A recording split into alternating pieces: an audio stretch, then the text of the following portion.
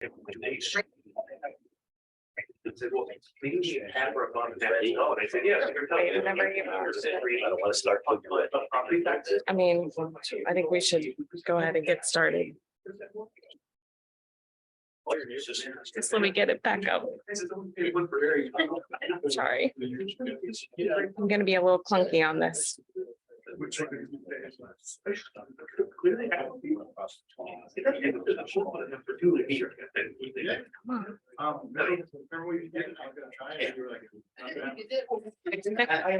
Ready?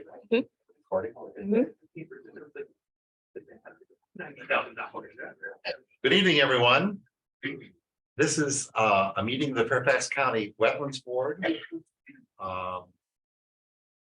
We want to start the meeting. I'd like Catherine Herman, our staff, please call the roll.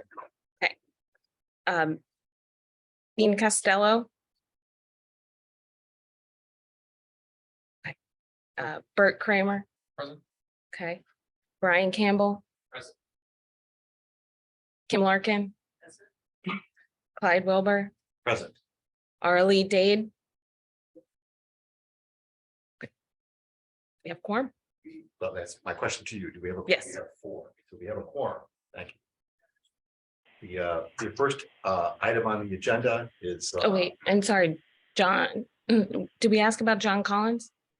Oh, sorry, John Collins. Sorry, John. Thanks for. We have more than. Yes. Thank you very much. Sorry. First item on the agenda is the election of the chair and vice chair. I'm going to open nominations for the chair of the Wetlands Board.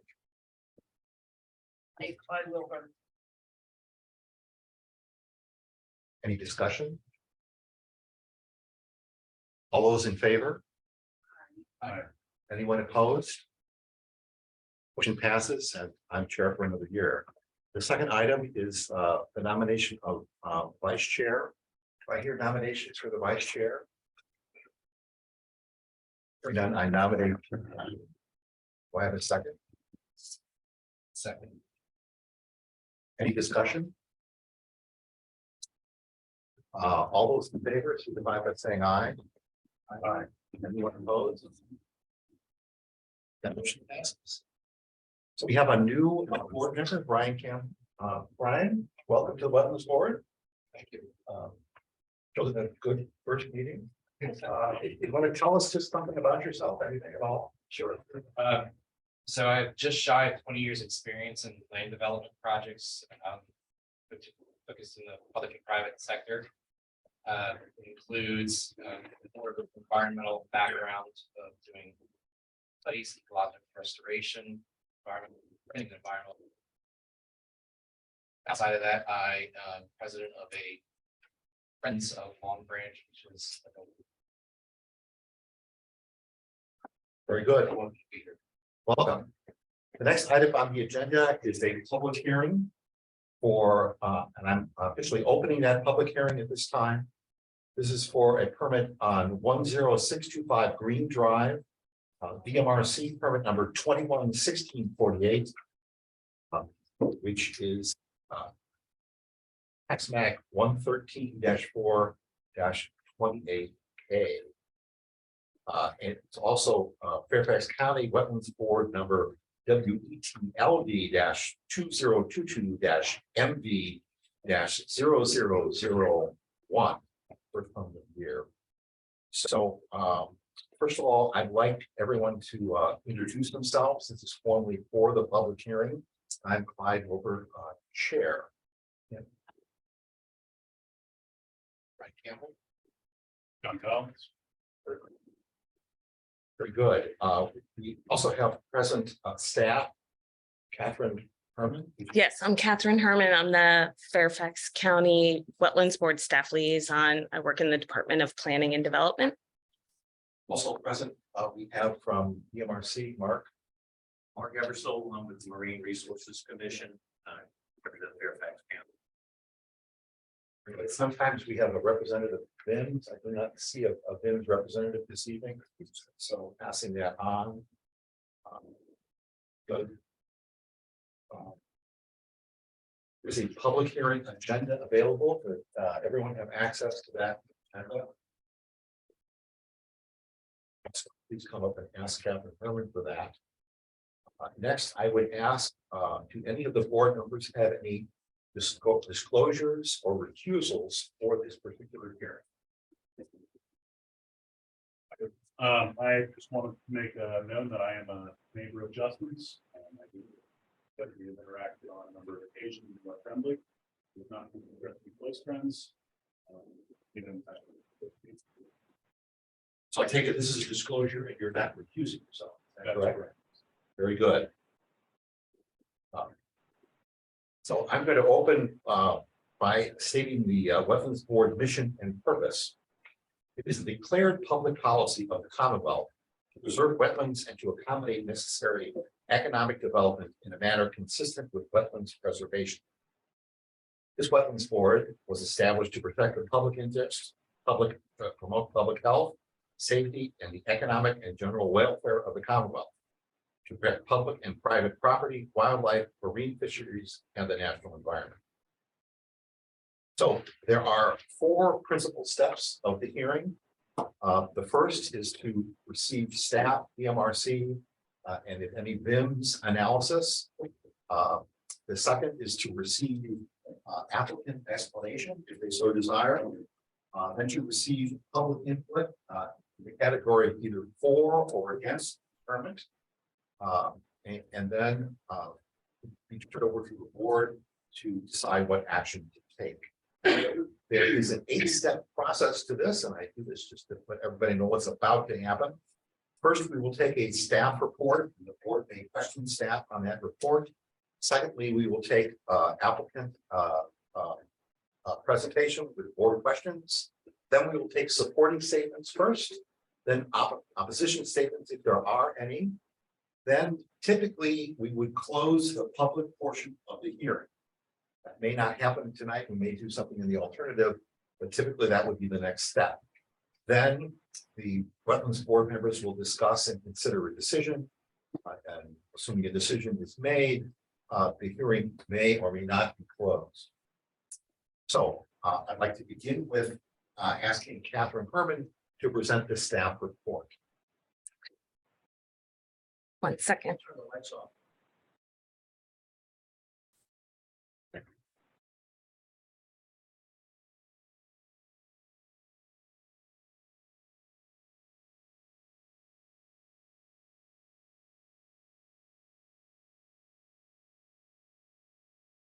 Oh, thanks, Kim. Perfect. Okay, so I can't find a way to share, record, and do the full PowerPoint with my notes. So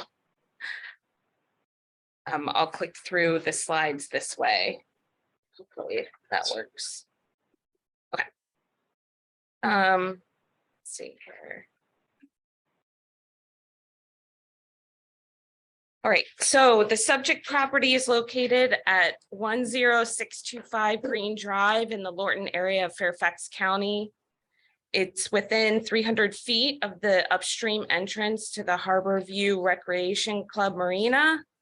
This property includes Massey Creek, which provides the Recreation Club members with waterway access from the marina to Belmont Bay and then to the Potomac River. The shoreline at the subject property is with 8 to 10 feet of the navigable waterway.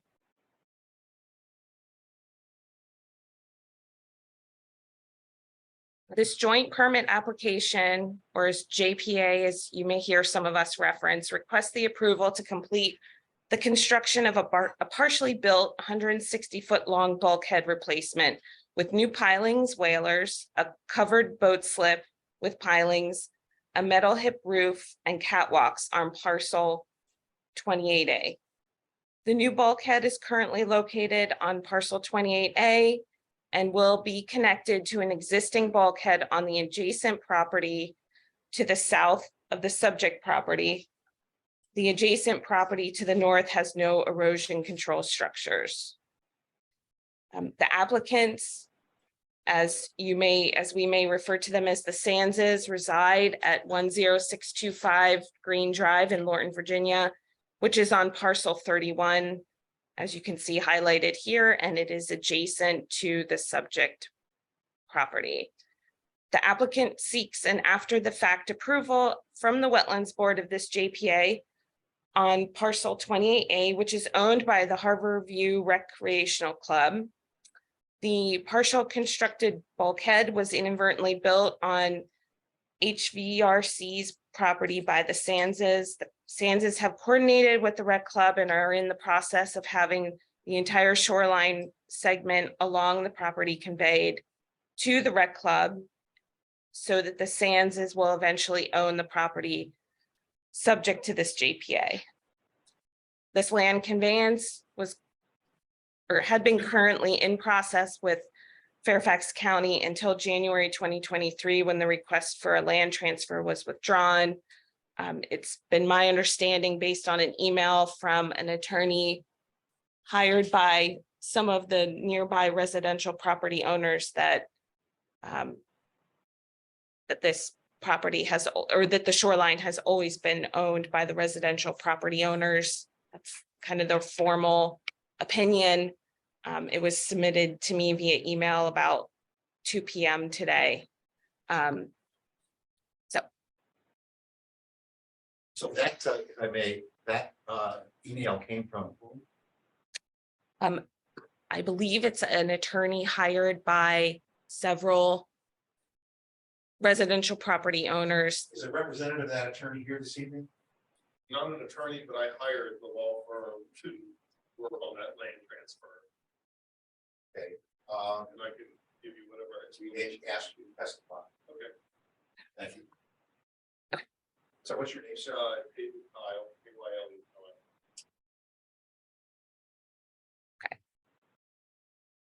Let's see here. So during county staff research into the property, wait, I feel like I skipped no.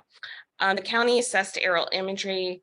Some of the most detailed historical images start from March 2015, in which I'll show in the next 3 slides. This just shows the status of the bulkhead at the shoreline with Massey Creek as of March 2015. Here are some historical images from the applicant that were provided to the county. At this time, I'm not aware of the date that these pictures were shown. Sorry, they're all kind of smushed together, but I think you can get the. This photo was taken by VMRC staff in June of 2020. Sorry. Lost my cursor for a second. Hold on. There's a set of images here from our county code compliance inspector in June of 2021. This ongoing work was observed the day the complaint was received. After county staff completed research and coordinated with the Virginia Marine Resources Commission, it was determined that this work was unpermitted.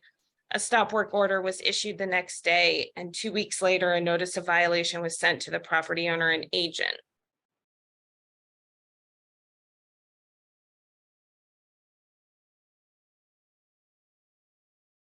Sorry, trying to get my cursor going. Since August 2021, the applicant has submitted several resubmissions of their joint permit application. An important item to note is that the applicant incorporated many of the Virginia Institute of Marine Sciences and the Virginia Department of Conservation and Recreation's Shoreline Erosion Advisory Service, which were recommended based on a site visit performed in September 2021. So VIMS is we're going to call them during this meeting, and SEAS is the acronym for the Shoreline Erosion Advisory Service. VIMS and SEAS provided recommendations to incorporate living shoreline components into the final joint permit application. Although VIMS and SEAS recommended the addition of low sills that would tie into the bulkhead, The final JPA does not include any sills, but commits to lowering the newly constructed bulkhead to just above the mean low water elevation in two portions of the bulkhead that face directly to Massey Creek. The applicant noted that installing sills out into the waterway would negatively impact boat access to the Rec Club's marina. So the applicant has provided, and I will display a better version of this. I know it's not showing up very well. But the applicant has proposed the following: to retain the U-shaped boat slip with a covered roof in the center of the shoreline that will be referenced as boathouse. The boathouse also has 80 feet of bulkhead and catwalk surrounding it.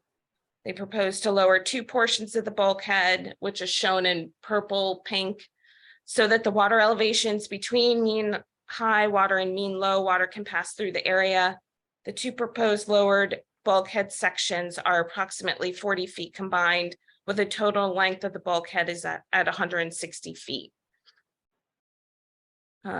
They also propose to retain approximately 132 feet of catwalk, which is constructed on top of the bulkhead. The proposed catwalk areas to remain are located on the three sides of the boathouse and the southern portion of the shoreline that ties into the neighbor's bulkhead.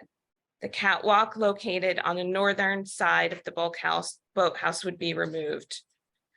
And then lastly, they propose to create 3 landscaping areas. On the landward side of the bulkhead, there are 2 RPA landscaped areas proposed. One at the northern end of the boathouse and one on the southern end. The third planting area would be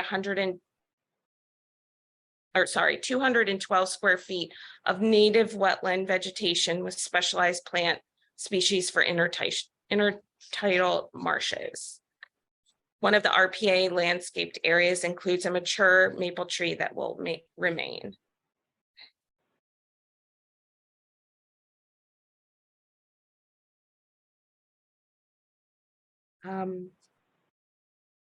In the county staff memo, there were several important points that were noted related to bulkhead stability, the living shoreline components, and the proposed mitigation fee. I'm happy to go through these in more detail, but I think they were pretty well spelled out in my staff report.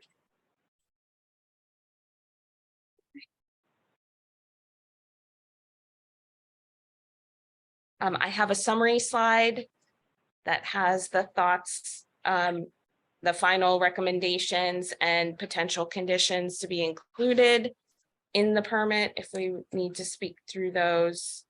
And then I also have a screenshot, excuse me, of VIMS's September 21st memo with their recommendations on the living shoreline components. And then this is just one last screenshot of some information we could consider. So I'd be happy to take any questions from the board members at this time. Before that, get that just a second. Okay. Does the MRC staff member have anything to add? No, sir. Thank you.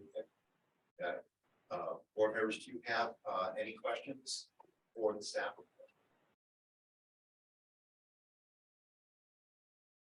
I had one or two questions. Noted the staff report noted the loss of wetlands. That is wetland.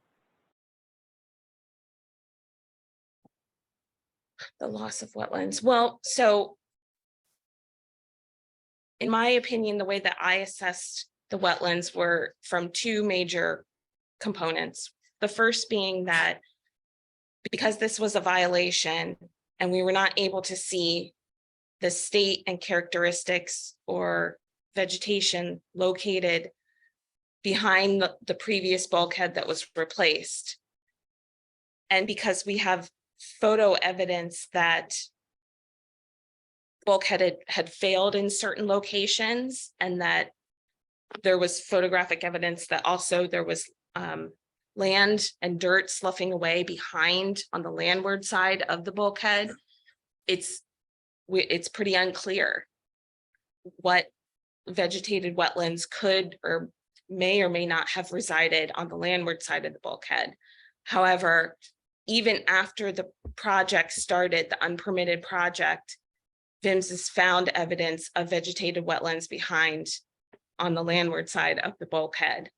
And in addition, one of the images that was the final sketch design that was provided in December of 2022 includes 2 sets of blue lines, which I can display if we need to, but it's in the staff report and I can show it here, shows approximately, give or take, about 2 feet of distance between the mean low water and the mean high water. So there is an account there in the sketch that there is county wetlands jurisdiction in that area. So we have evidence that the bulkhead was failing before the project started. And usually in areas like this where the grade is very low and water comes up in and over the bulkhead and the bulkhead is overtopped, as we saw in photographic evidence, that allows for native wetland marsh vegetation to grow.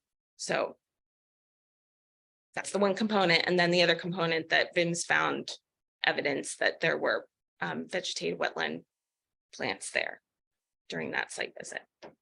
And the plants that they found were all on one side of the property, or was it across the whole bulkhead? I'm not aware of where the location was.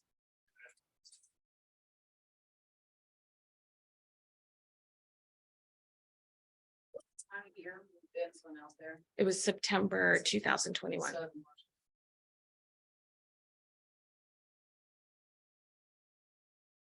Any other questions from the board members? I'm hearing one. Clyde, could I just mention, Sure. if anyone wants to say something during the public comment portion of this public hearing, if you could make sure that your name is on that sheet, that would be great. So and we'll proceed when the board decides to. If I may. I'm sorry. No, you can't. You have to wait for your time to speak. Sorry. The formal hearing. We'll get you, believe me. Is your name on the list? Very good.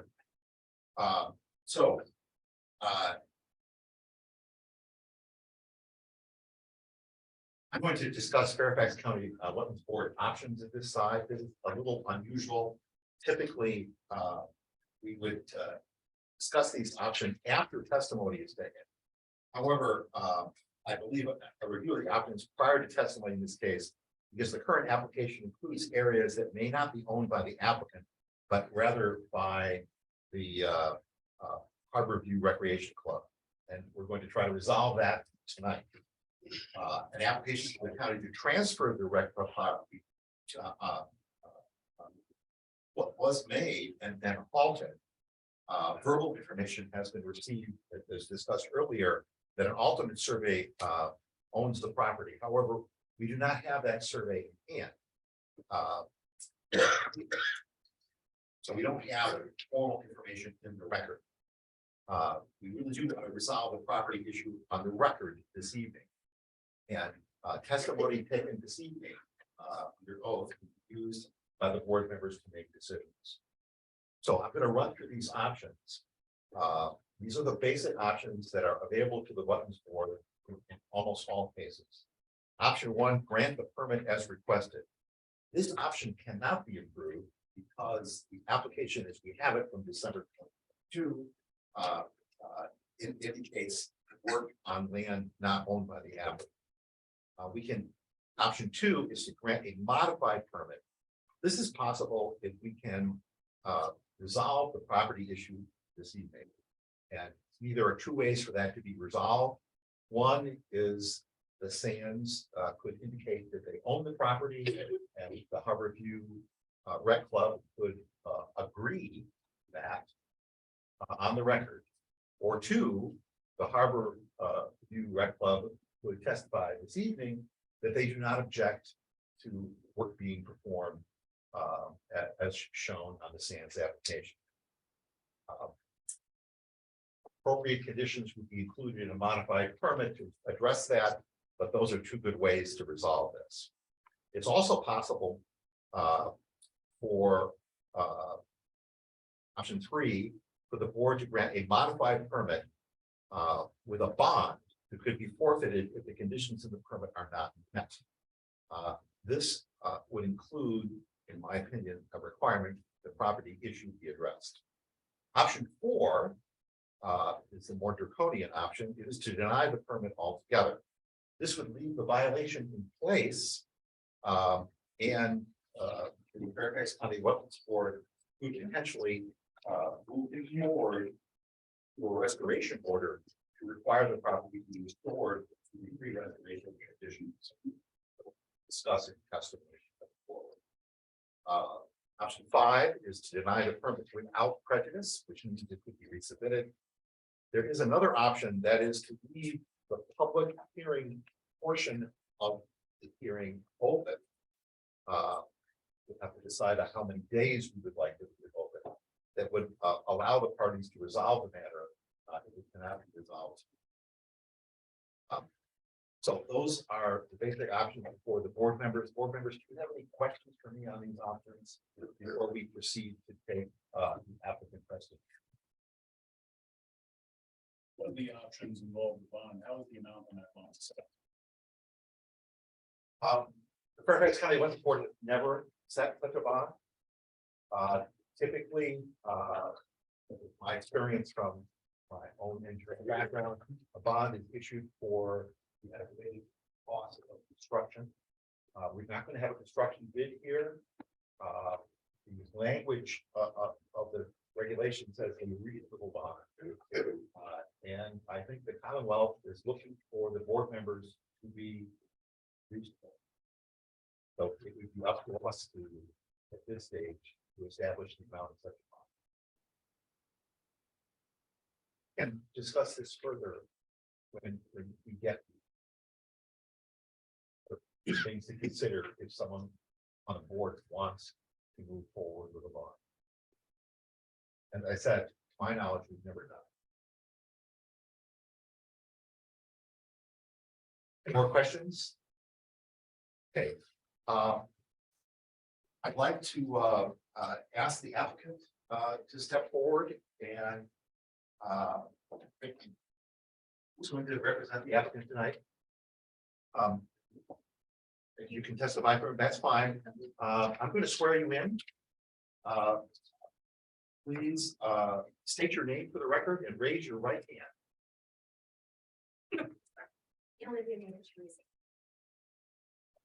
Okay. Do you swear to tell the truth, the whole truth, and nothing but the truth? Yes. Very good. You may proceed with your statement, please. Evening. I first want to thank county staff and the Wetlands Board for working with us on promising growth that has led us to our goal. Appreciative of your time and grace. How to proceed. But to first address our project generally, then the specifics of our big hearing, and finally the recommendations made by county staff. In accordance with MRC guidelines, the head road housing, our property, as proposed in our JPA, are authorized owners adjacent to navigable water, access and to our water dependent residents. Thus the interests of our neighbors and of the channel. As construction is supported by the best available.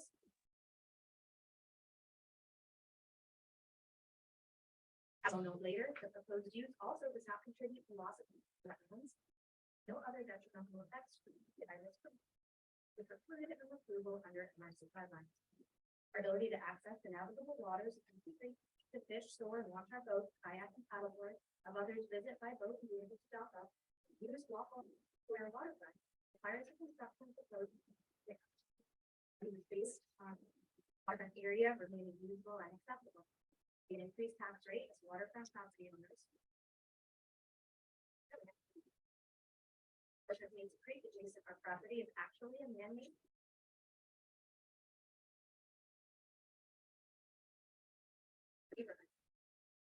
and all other masonry buildings.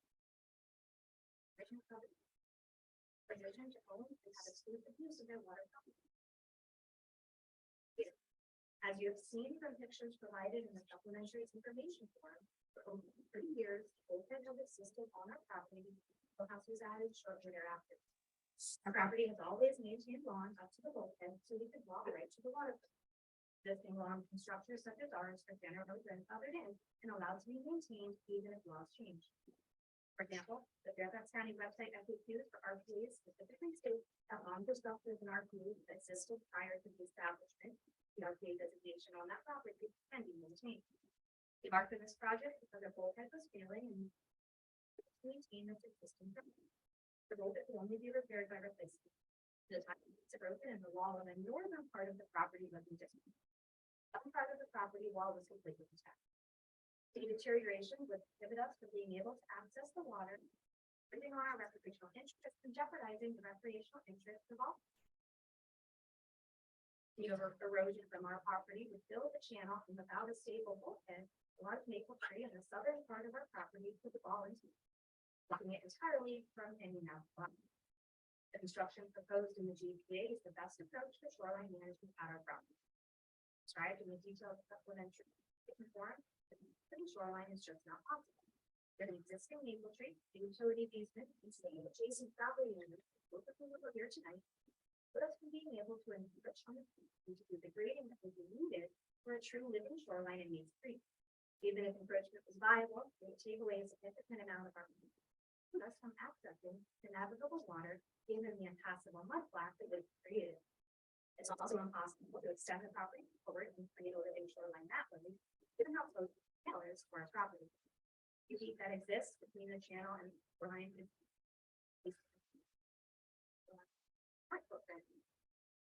most importantly, living shorelines do not provide sufficient stabilization in Mace Creek. The lead and silt substrate that makes up our channel is extremely malleable. Further, tidal planktons are seasonal, providing no erosion protection in winter. The living shoreline alone would not provide the structure necessary for erosion protection. Evidenced by the pictures I provided of the neighboring property during the collapse due to the lack of vegetation. The incline that exists between high and low tide. The channel also is constant. A wave activity that intensifies erosion. Living shorelines would not be able to withstand these conditions. This is why properties without hardened structures on Main Street show significant erosion. Shorelines just aren't physical enough to stabilization. This is one of those situations recognized in the MRC. Best available science not to be with shoreline. Bulkheading is necessary to sufficiently address erosion concerns with unique conditions of Main Creek, the location of the property in the channel, and hydrological and geological shoreline factors. Even then, is acknowledged after a site visit to our property that a true living shoreline approach may not be. You're correct. However, we have included living shoreline elements to the maximum capacity required by county staff. Our initial desire was a complete replacement of the footprint. We also wanted a catwalk along the entire waterfront to cover what is now as always. The consultations with county staff certain resulting in the current GPA. I'll address the project now from north upstream closest to the marina to south. This is this county. We agreed to remove the catwalk from over the bulkhead of the upstream part of our property to allow the water to flow on and off. We also agreed to plant the chloride in the appropriate residence area. Our wave is to be developed. These planning areas will function as a living shoreline of further stabilized by the remaining bulkhead underneath. Note that this area, as well as other areas, of the walls proposed to be lowered, are both directly adjacent to each of our neighbors' lawns. So if these neighbors are here tonight, they may have valid concerns about how we're our walk to their own property. And so we ask the board to please consider their input. Otherwise, we look forward to this planting area. This proposal helps a little less than a third of our waterfront to stabilize living shoreline. Turning to the boathouse. Given that we are waterfront property owners along navigable, boathouse is the only way for us to store and launch our boat from our property. Really an authorized form of construction underneath. Now I'd like to turn to the other side of the boat. APA continues to organize in the same footprint of the previous one. We also proposed a catwalk on the area of this side. An area was added. On staff, we also created the lower one on the side. I will note that we are concerned that this may create erosion as the land behind the firewall erodes down and out the space created by lowering. Don't have to channel it, creating an unstable condition for our system. Careful to lower the wall in this area, so did so to be able to move forward to 10 feet. One of the elements express and speak. A way to access it. The time to leave the home. We're ready to remove the interior. We originally wanted to walk. We currently have lawn up to the bulkhead, and so we've always been able to walk up. We're simply going to take the place of our existing lawn, like our season. Additionally, I feel that the catwalk is necessary for safety purposes over the area of the wall that comes south of my floor. Without catwalk, this would become a muddy, slippery incline that would be dangerous for anyone walking up. My friends who want to check out the waterfront and go fishing, their net will walk right down to the banks of the water and do it at virtually the waterfront. You have to lower the wall, watch low from the tides with the vegetation. I provided of the neighboring area, and the area will become slippery muddy. I'm afraid that without a catwalk, and kids trying to approach the water, they'll slip and fall into it. This was a serious concern for me, and we never have yards loose by now. Right above the area is close to the lower. The current flat space at the bottom of the hill is on as far as the open. That area is lower, the flat space will eventually erode into a decline, opening the slipper toward the back. Without any barrier between the creek and our hill, I'm concerned that kids weren't paying attention or just aren't coordinated enough to bail out. We'll end up right in the creek and freezing. Let an easy creek act like quicksand and create a suction so strong. That's because I took the remote house trying to remove debris, and my husband had to pull me out. And kids were to get stuck in this creek, especially in winter with freezing temperatures and not be able to get out. It's a really dangerous situation. Even if we have to plant tidal plantings in that space and they survive, those plants will die off in the winter in the same. Catwalk will provide a safety barrier both between the land and the water for anyone sliding down with their feet to stop again. We provided cover for the muddy slope that will inevitably. Catwalk will ensure that our waterfront remains safe and provides us easy access to the water. I would like to address the staff report recommendation. As stated above, the catwalk provides a safe and stable structure for time to do so amidst a bunch of middle plants or muddy slopes, and also ensures a safety letting down in those winter. And catwalk for lowering the wall in the southern prevents. And when the business are happening. That's what this is. You don't force us to create this environment that children with strong feelings to their veterans. And we believe that the population of mitigation is income. Above, this is the man-made channel. The channel was created, as you've seen in the various iterations of the pictures provided from the Fairfax County. No form, our backyard has always been long to the water's edge. There's been no formal designation of wetlands on our property. There's no wetlands existed, none of them. And this goes to the point asked earlier, I wanted the word. No wetlands are disturbed or lost, no mitigation to its approach. While we understand that one plant that wetland one part of one plant cannot automatically turn the garden to wetland.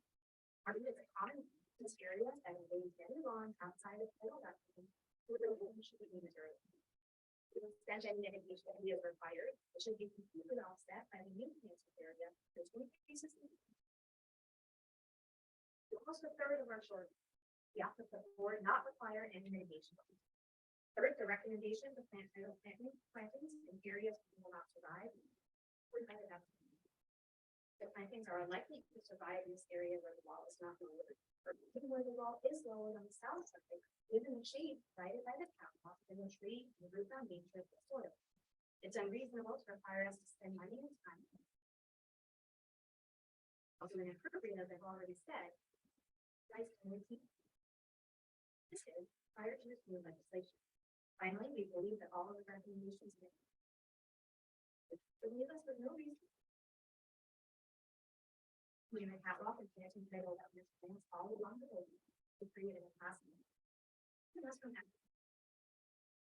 Should be a problem, but we have. All conditions taken together, characterized to the level of a regulatory taking, and are inconsistent with the Virginia Code section limitation and eminent domain, as stated in Title I, Chapter 2. Right to provide private property, no law shall be. No private property is taken from. That's not. No private property. All staff recommendations are adopted for these officers. The property have no safe way to access navigable waters for cases. These conditions are also not. The only purpose here is to promote living shorelines and ensure no net loss of wetlands. If no wetlands existed at our property, none will be lost to our. However, the insistence of county staff will tolerate it. That the net gain of wetlands is just one plan. In the public purpose of the living shoreline. Creation of more wetlands, reduction of usable waterfront, decrease the value of our house, the rights of water. Almost serving no additional. None of us can control state laws. The omnibus or read the requirements of the living is consistent with. Our GPA strikes that balance. Should they just describe who is that? Yes, but if we are allowed to retain the county, would also consider not requiring us to. There's the one planting area on the northern side of the. Or in the southern part of the wetland, serves no purpose. Or you could, because it's much for listening. Thank you very much for listening and for next week. To answer the questions, we asked to.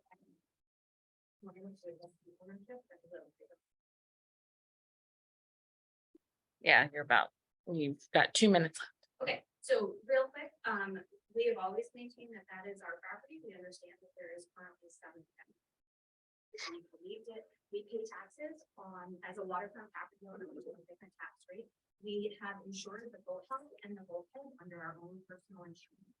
We were not aware of any of the jurisdictional issues or as we really hear from our neighbor, we're trying to get that worked out. It's our understanding that the homeowners can retain ownership up to the water line, and so that's all we need. Even if it's down the line issue, enough we or and every property owner that has owned that.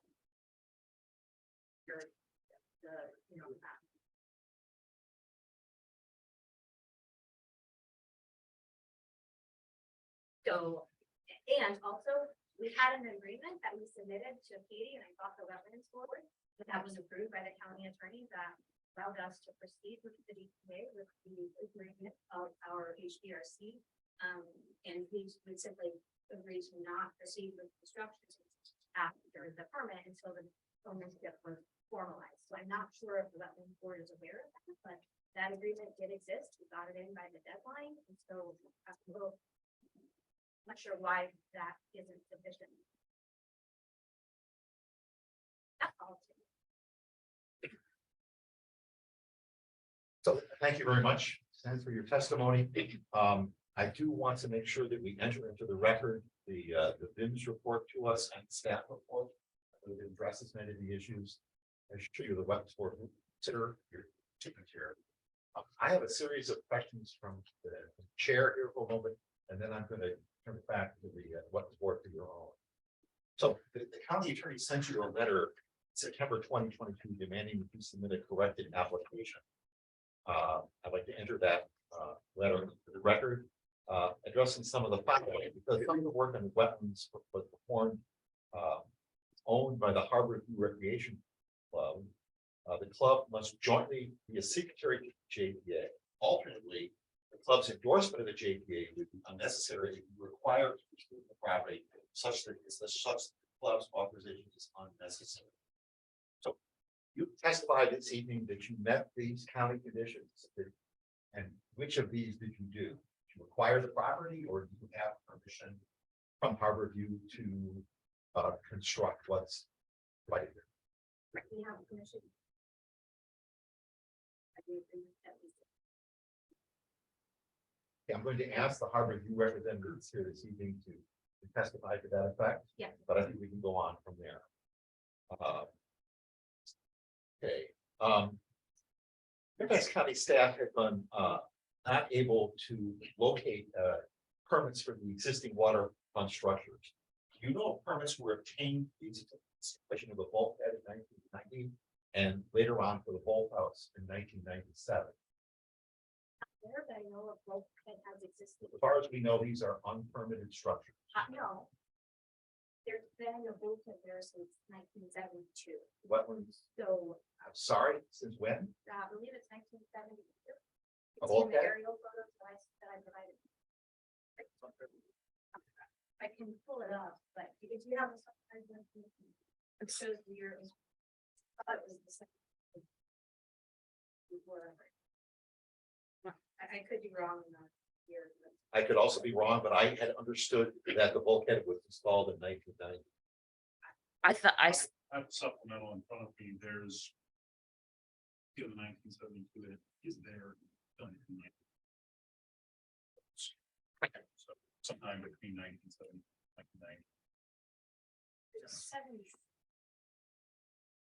So I'd just like to include in the record that it appears that the bulkhead was constructed without a permit. That doesn't mean that we can't issue a permit this evening. I'd like to have included in the record. When would the permitting requirement come into play? The law was in 1972. That's correct. Yes. Let's see. Your incidental shows photos from 2009. What appears to be a partially failed bulkhead placed in 2021.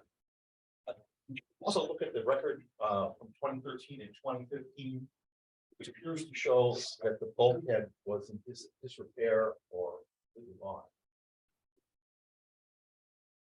I believe the staff presented a 2015 photos that showed the bulkhead missing in 2015. That was earlier this evening. Not entirely sure what you're asking. There was a section of the boat that on the northern portion of our property that failed permit. It's still existing. That's been in place for 7 or 8 years. During 2030. So it was. It had deteriorated since we bought it, but I don't know. So just to restate that again, at least the failure of the bulkhead on the north end of the property has been extant for at least 7 years.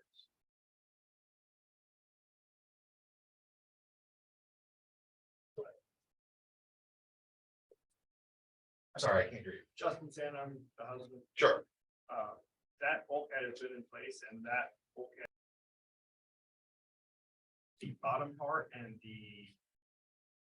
Probably going across the still underneath there present all the way down. That wall is still there. The top boards have been knocked off because. You go down the river. Get pulled out. Could you return to the 2015 photo again? Mhm. One second. If somebody else has been testifying, swear in. Yes.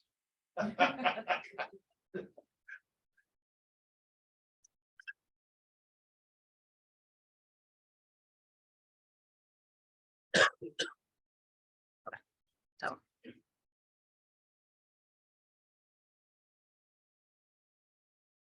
See.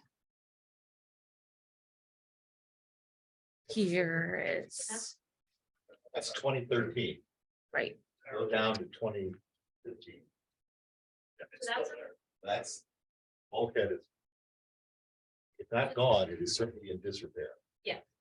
I don't disagree with that. That's all I wanted to establish. Mr. Stans, do you want to make another statement? If we do, I'll I just swear like you you in. saying it wasn't there. It was still there. The walls. It's just the top board. I'm sorry, I have to swear you in. Please raise your right hand. Swear to tell the truth, the whole truth, and nothing but the that photo and tell me you think that that bulkhead is in place on the north end? That bulkhead is still in place, about 2 feet lower than that water line of that picture, which is a little bit of higher tide right there. That bulkhead is still intact. But it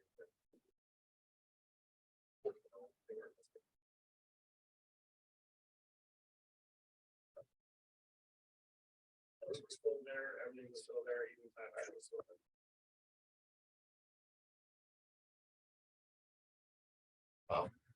Okay, I will let the board question you on this matter going forward.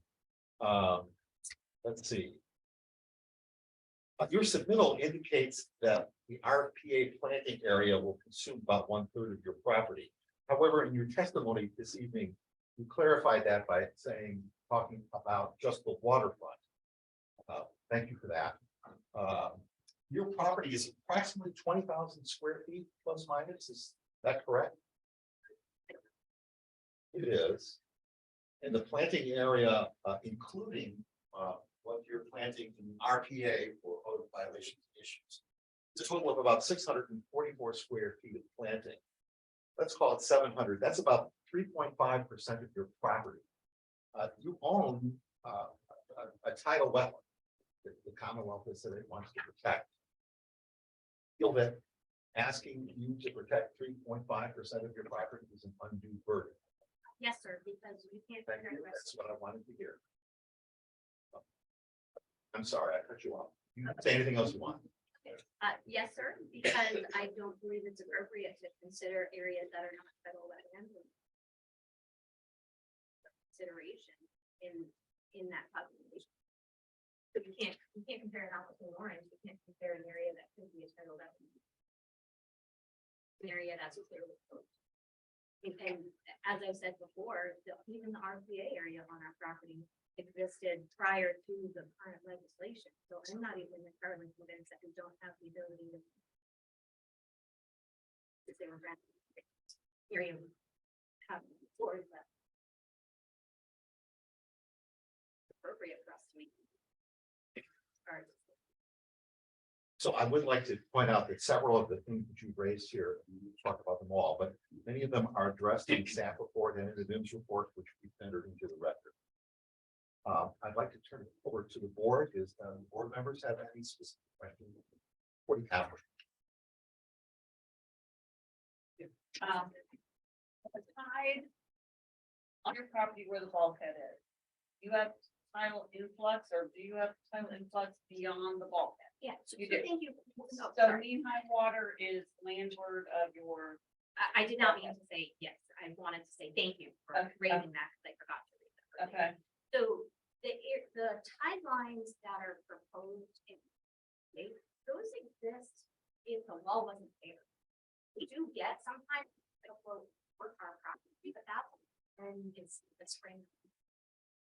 My understanding is those tide lines are the tide lines that would exist if the ordinance wasn't there, but like where it is. In a normal tide cycle, that's the high tide and the lower low tide, and the low tide is the lower. That's, I did not develop the practice, that's my, or anything, is that incorrect?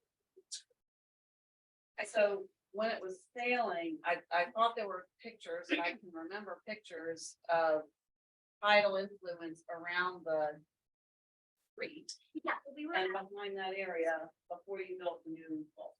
Right, so we were asked about the patterns of the weather, and so we provided the picture of what can happen when it is spring, the tide goes into the spring.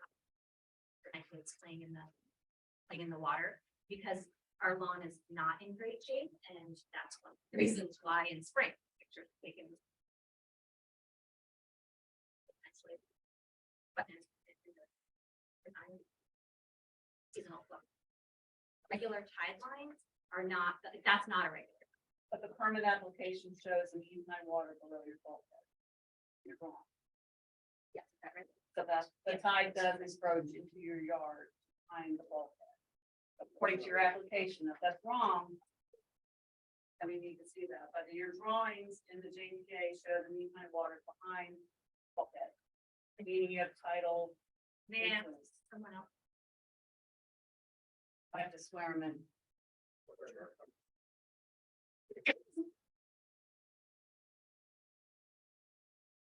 Okay. Please state your name for the record. Bradmore. And, you swear to tell the truth, the whole truth, and nothing but the truth. Yes, sir. Your mean high and low marks shown on your drawing, you're gonna show the mean high and the water would go without a bulkhead. Right? If the existing, Did you return to the picture before this, please?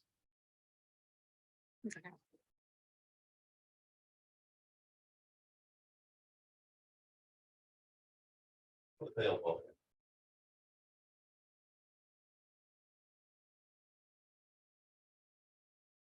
Like one more there.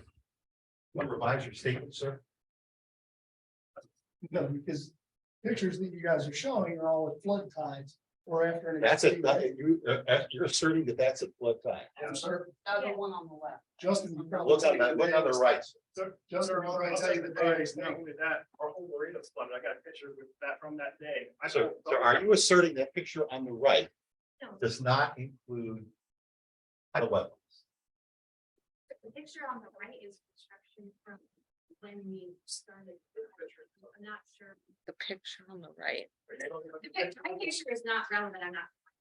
That's the picture of the north side of our wall with the piling still there and there's boards still there. And we pulled a lot of the boards already out at that point because they were putting down the water. But that's the project. But before you started construction, I'm the one that sent that picture. okay, before you started construction, the tide did not go behind your bulkhead. Only on super high tide. Right. Trouble left. I mean, otherwise, we wouldn't. There would be nothing growing there. There's no grass like the other picture. It's not great grass, but There were wetlands plants. there was one that didn't identify, it's smartweed, and smartweed also exists outside of wetland areas. It can also live in areas that are pretty mud. So Weed is a listed plant in the regulation. I'm not- That there, this is tidal wetlands. I. Sorry, believe your, that your, it your, exists. your One statements clear. here. Make it I'll let you just make the statements in the record. But for the board's edification. Them's examine this property. Observe tidal wetlands, landward of the bulkhead, the failed bulkhead. Which evidence seems to indicate occurred sometime before 2015. And if I will allow you to make any statement for the record that you wish, please. For the go ahead. record, I do not believe that the existence of one plant, which it may be a wetland plant, can create a wetland in an area that has always been maintained. Take this into consideration when we do it. If I may, Sure. to the extent that the board considers that one section to be mitigated by our new criteria. The southern section of the law, there was absolutely no breaks in it from the boathouse all the way through to the adjacent neighborhood property. So while I contend that it's not a wetlands even on the northern portion, even if if anywhere, it should only be on. So can we go back to the drawing? Because that was my question. As far as what's showing on the drawing versus what is there or what the. I apologize, it does seem confused, it does seem confusing. We were asked to add the water lines.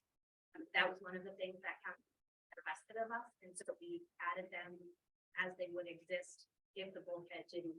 wasn't there. So. And with the bulkhead there, that prevents it, that's the whole point of the. Conservation. Okay, the drawing is. Does anyone else have any questions? Hearing none. I do have one. Sorry. You had mentioned the erosion on properties that did not have all. I do actually, and then you'll hear testimony from individuals in our neighborhood.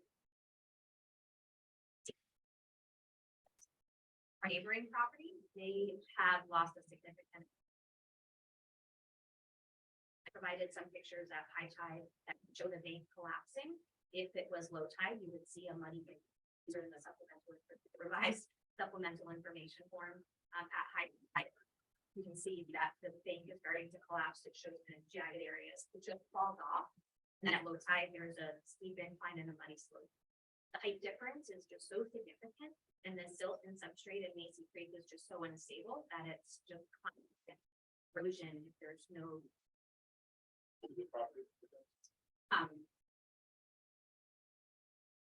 What's your address? So my, sorry. No. It's actually the neighbor on our other side, so there's now a new.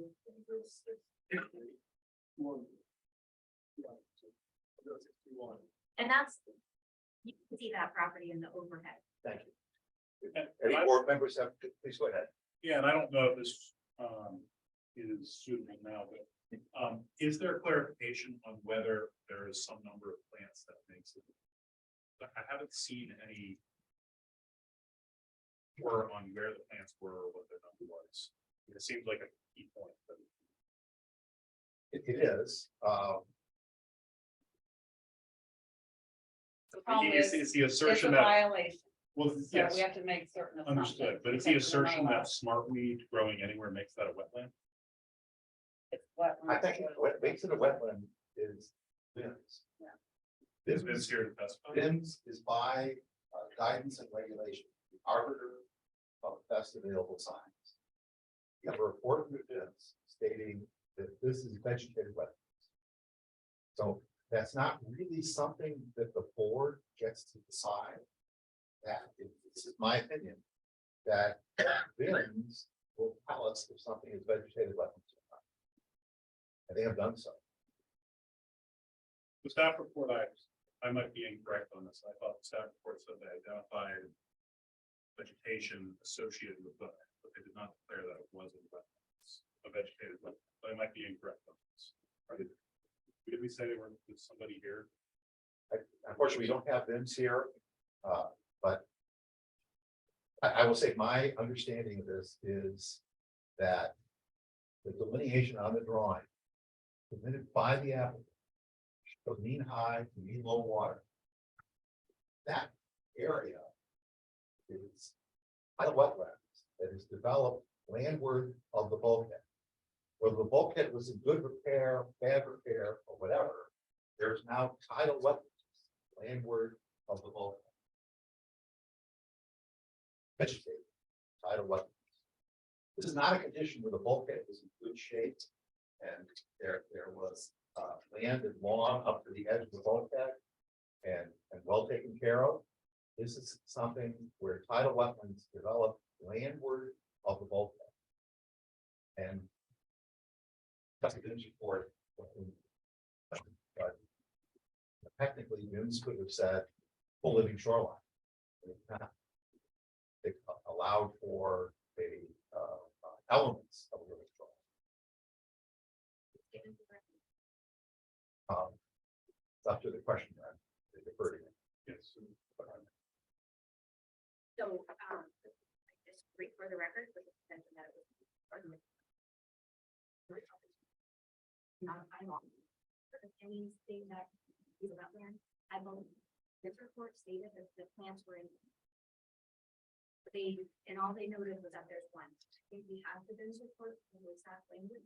I do not believe it's any of the definitive statement that it is a wetlands. They just said that the one plant is hidden. Again, we were asked to add the guidelines by the county staff. The bulkhead exists for the purpose of blocking off the water. Create a wetland where the wetland didn't exist. You mentioned the lawn. I did see on the south side in one of the photos that there was lawn. I didn't see a good picture shot of lawn. I don't know if that was with it. I mean, you can see in the aerial shots, it's Also with that. always been on. So there hasn't been. We've had some kids, so I apologize, we haven't done all. We also don't use weed killer because of.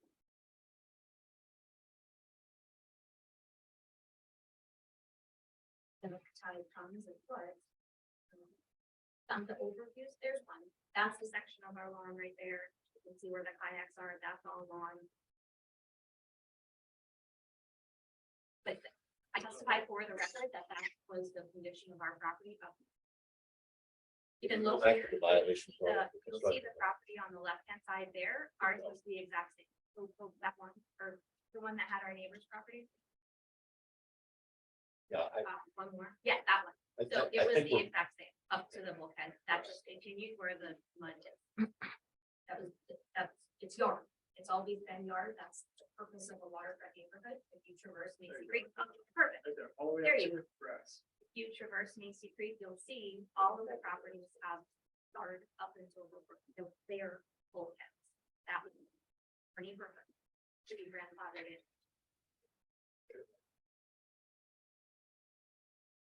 any other questions? So, I would like, a little unusual here, I would like the representative of the Harbor View Rec Club to step forward. Yes, sir. Ty Harrington, raise your right hand. Do you swear to tell the truth, the whole truth, and nothing but the truth? Yes, sir. Thank you, sir. Your statement? Yes, sir. I have a very simple question. Are you okay with the Sands proceeding with this project? On paper.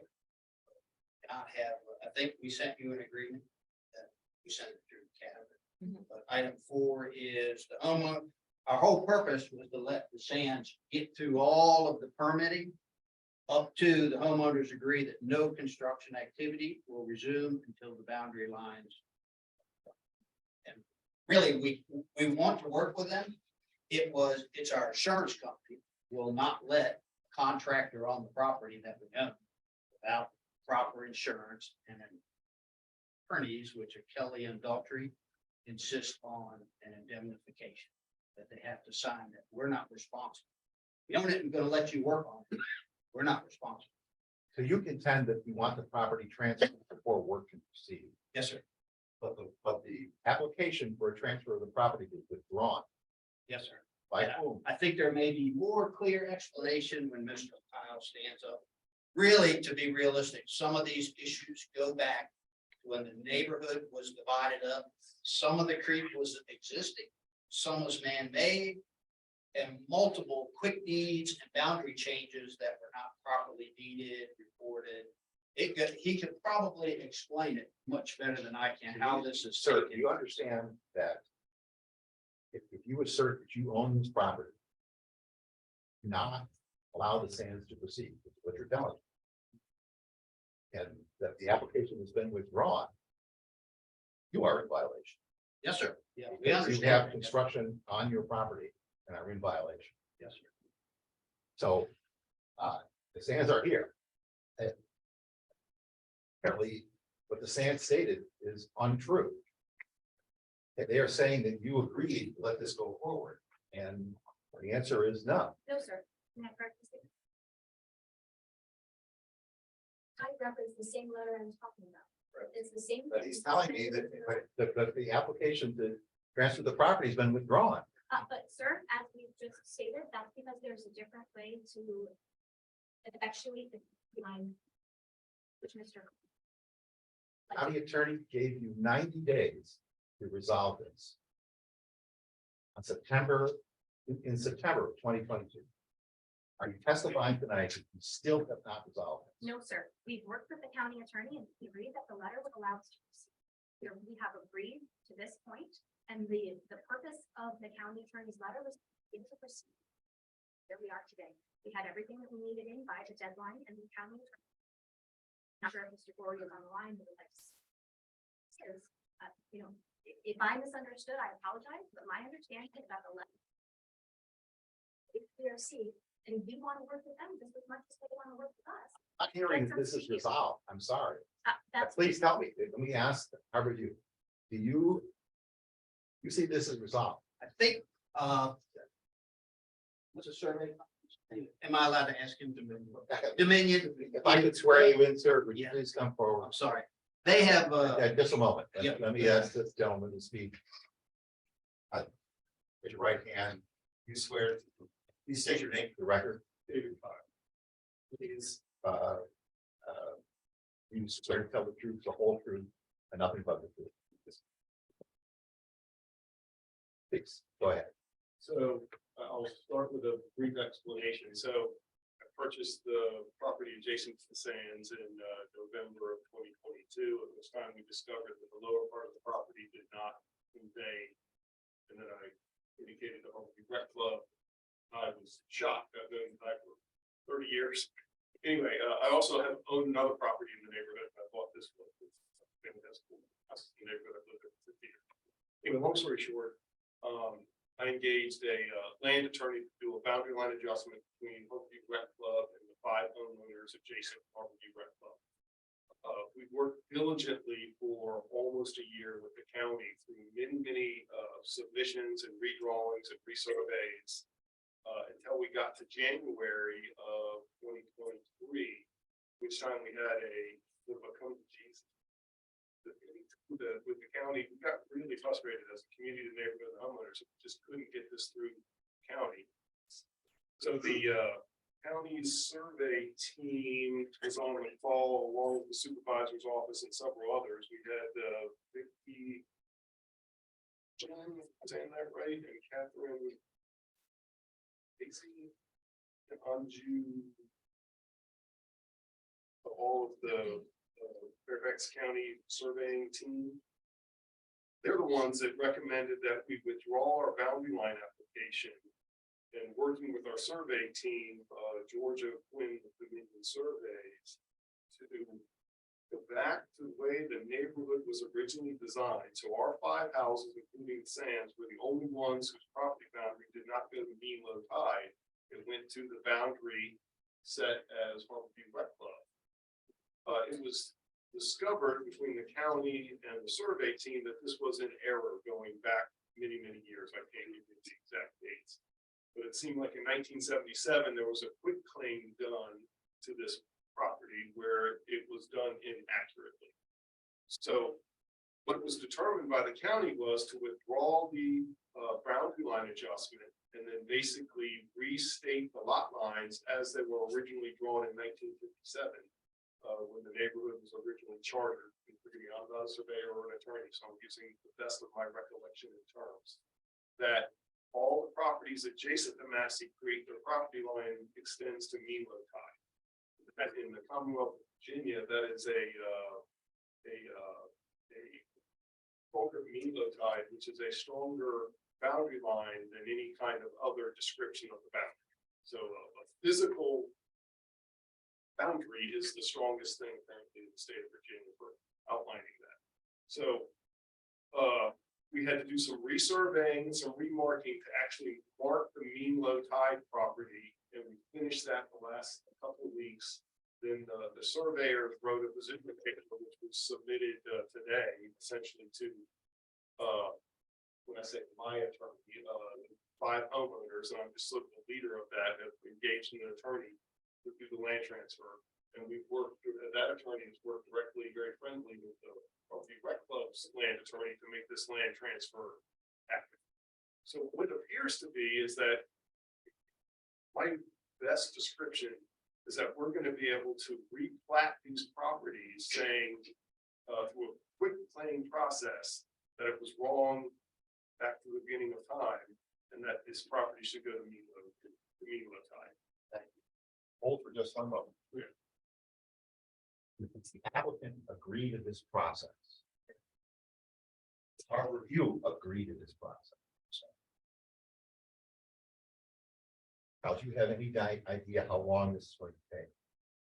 I feel very optimistic with the county's description that this will be very quick, because my understanding is it will not require a board hearing on the Fairfax County Board of Supervisors, and that the quick claim process just has to go through the county titling process, which I'm not exactly sure how long that takes. But my understanding is that submission is going to be made either today or in the very immediate. Pause. Yes. This is a little complicated. Right.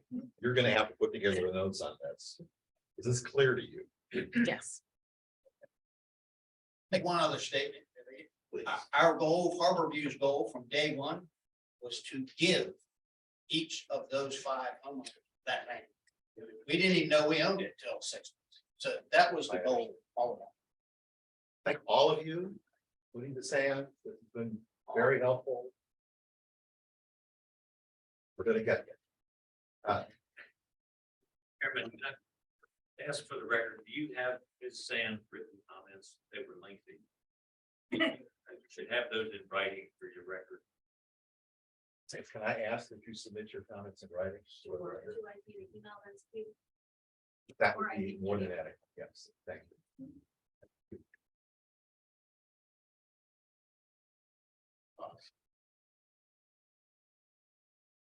I'm gonna stop and ask the board. That was a little lengthy. Anybody have any questions for their board testifying people? If I'm understanding that correctly, this is being regarded as an error in the line drawings. Would that mean that attempting to convey the property in another way could be considered? We exhausted every possible effort to do this the simplest way possible. The original, lot line adjustment appeared to be the simplest way, but the county decided that it was way too complicated for their land record purposes. Surveying company in the county, they decided best course was draw our application, which we have done just recently, and submit the new application with the mean low tide being the boundary as it is with the other council for Jason water. Thank you, everyone. I'm now going to ask anyone who wanted to make a statement in support of the application to come forward.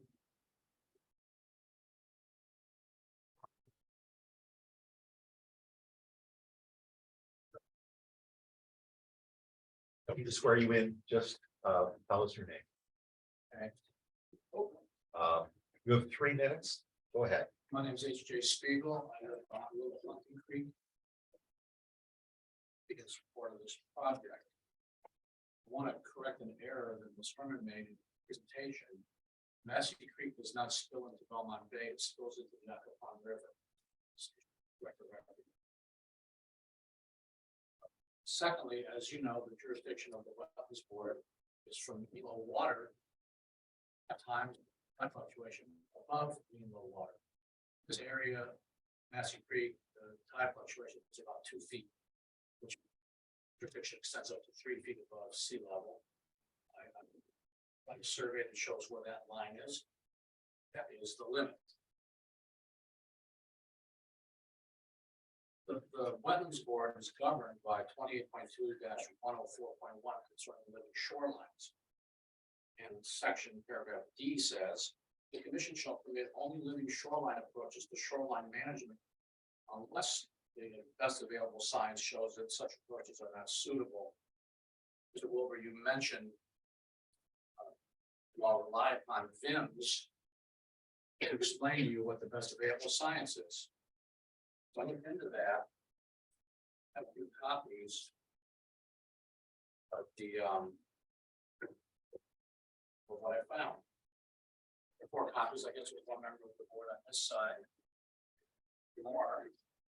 We can share. The first one is a picture of the tree on the south side of the boathouse, which shows all that shade right there. When you look at the guidance of VIMS, what I just gave you, says the water may be too deep during high tide, or there is not at least 6 hours of full sun on the shoreline every day in the summer.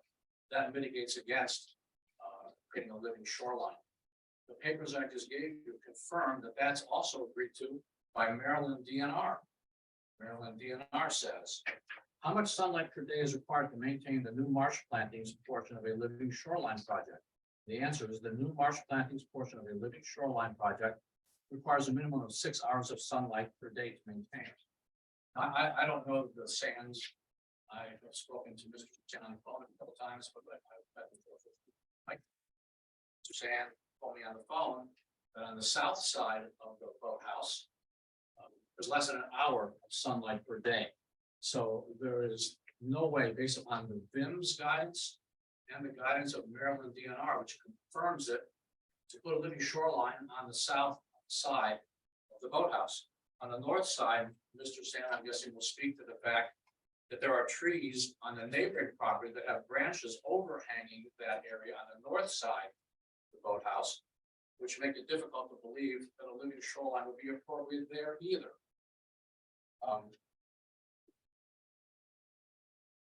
I appreciate the comments concerning the resolution of the ownership issue. I was going to say that this wetlands board could certainly decide this application in favor of the Sand family, subject to resolution of the ownership issue. That certainly is something that you're fully capable of doing. Thank you for your statement. Your time has expired.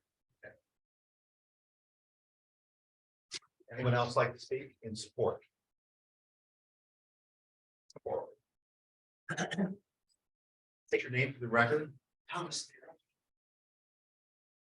So I'm adjacent to the sands, and my concern is the lowering the wall. The lower the wall, the higher than impede my property. South property to mine. Retaining. I purchased this property. That property. And put their property. Not having. I low tide pulling their land into. Go there and look at it. Awesome. And put their land to this. So without the retaining walls there. We're going to be losing land, sliding. These properties are all the drainage. To not only get the drainage surge at high tide coming, we're getting all the drainage from the road. Sure. So I'm in favor. Also in favor. Saying I this because I'm certainly over it. I would for the neighborhood. They've lost significant. I say significant.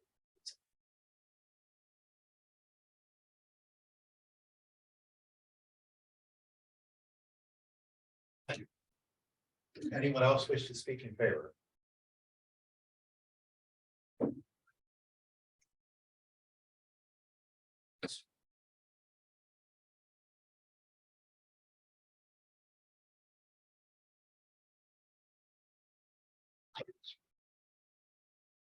Oh, sorry.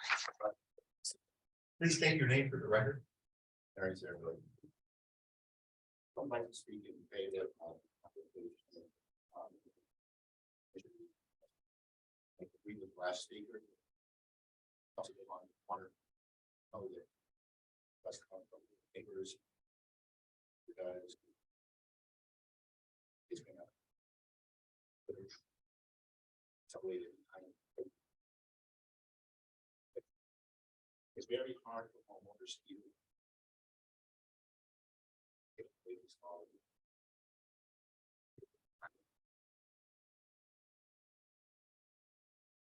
Which coverage the homeowners. For my neighbors and others. Which have been done. Is a fair.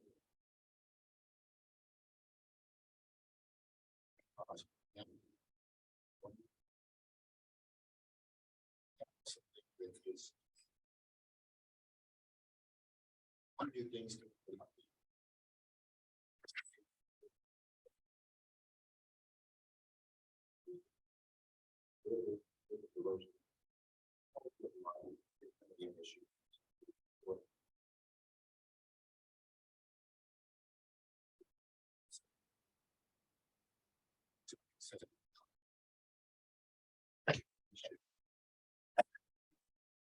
Any other speakers in favor?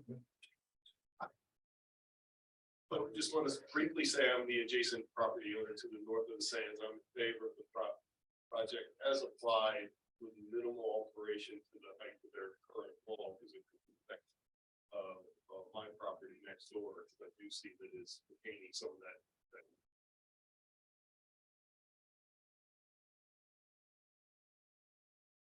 Anyone else wish to speak in favor?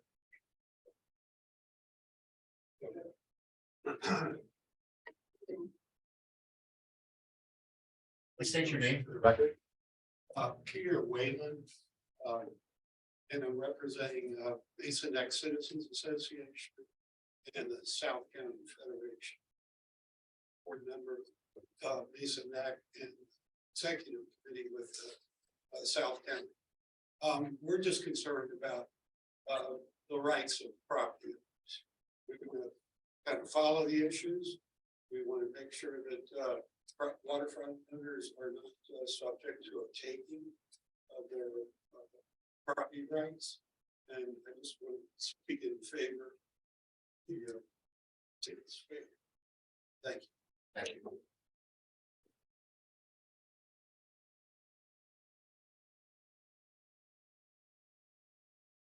Please state your name for the record. My name is Carrie Wishart. I wanted to with the hands. My husband and I am our three kids are residents in Fairfax. And I share those same concerns with fundraising.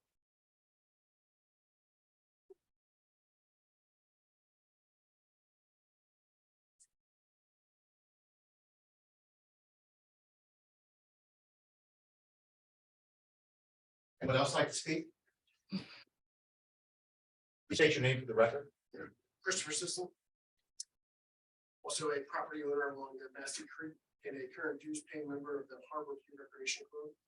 I just want to note that my fellow neighbors, Justin, Olivia, Sam, have my full support for the construction of their seawall.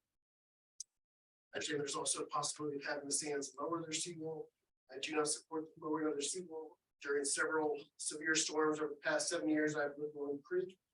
We have had the tides go over the seawalls into the backyards, causing runoff into a navigable creek. I have to attest that the normal tides at Sands property and my own during the 7 years I've visited do not go over the wall. I recommend that we be permitted to construct higher seawalls as sea levels are predicted to continue to rise and will cause loss to our backyards, which according to aerial photography of on the Fairfax County website has not been a true tidal wetlands or tidal marshes since the 1980s, almost 40 years. I'd also like to note that I observed the native vegetation pictures during the previous hearing. In my opinion, they were lacking, almost non-existent. There's a sheet of this board for one plant to be considered a violation. If plants to Sands pre-existing seawall, which had been there for approximately 40 years, had not failed, questionable native vegetation, in my opinion, would not have been there.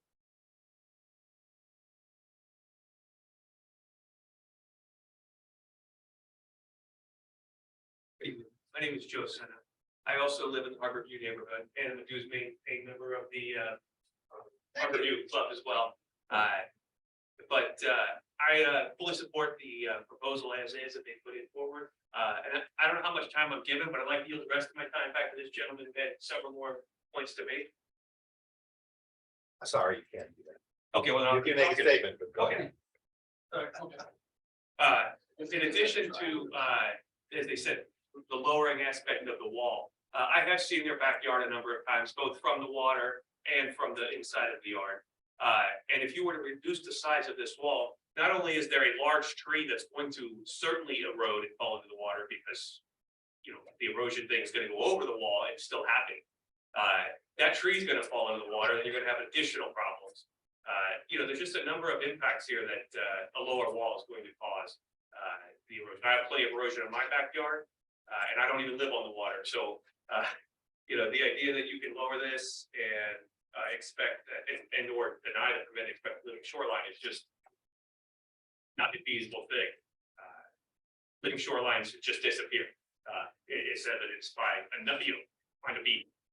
Right, they're all disappeared. Find everybody else as we've talked about. All these other yards that are in the neighborhood that are disappeared. So that's all I got to say. I'm not prepared.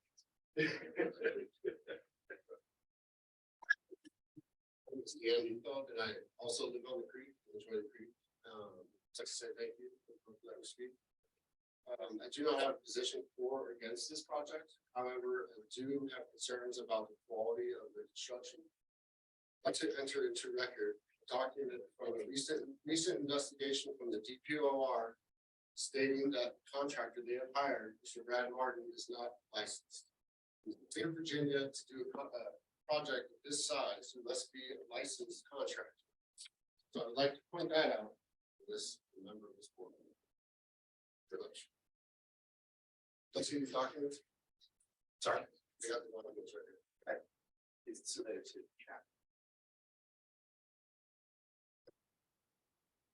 Other statements for the record or otherwise?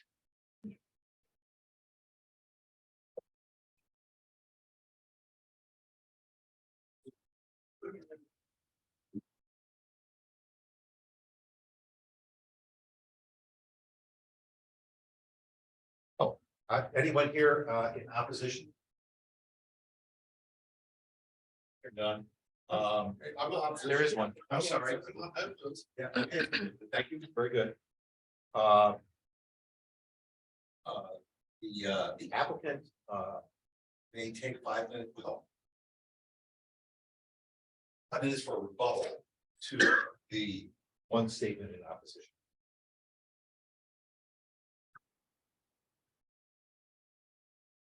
You don't have to. I'm not sure entirely what the opposition is, but I believe that those that spoke in favor of our project. Just like to take one moment, everybody. Welcome those that spoke in favor of our position. Thank you particularly to HPRC for working. And I do want to note, and I would like to note that it is our to absolve HPRC of any violation whatsoever. This is we maintain it's our property and our responsibility. So I want to make that clear for the record that I notice the violation should be lifted from HPRC as soon as this goes through. Okay, so I'd like to say. I'd like to state for the record, the community that's impacted, that is affected is here. And they're all for what's happening. That's every single that have to go through that channel, and police officers such as myself that have to go through. Purposes or else, and that's what the channel is required by law. And you have to maintain that, just had it fresh, and they lowering up my wall, more dirt will go in there just in front of our property, make it navigable again. It costs us as members more money to try to fresh again. thank you. So I'd like to discuss hearing status with the board members for a moment. Typically, we would close the public hearings portion of the hearing, at this point, for board discussion. But before we do that, I want to point out to the board that you can't leave the public hearing portion of the meeting open. There are unresolved issues for which would like the applicant to make additional submissions. I put this in here because I was concerned about the ownership issue. We'll state that it appears that is resolved by the testimony which we hear tonight. But I would, before I move on to ask for a motion to close the portion of the hearing, I want to make sure that no one on the board feels that they need to keep the public portion of it open. That's a technicality. So if we close, we have 30 days to issue comments.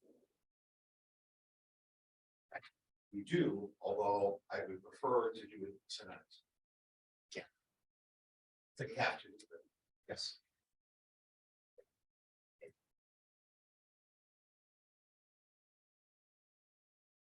Does anyone want to keep the public portion of the hearing open? The hearing none. I'm going to ask for a motion to close the public portion of. And your motion. I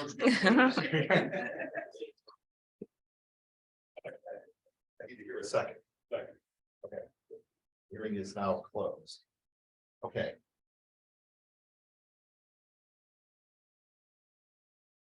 So this next portion is discussion.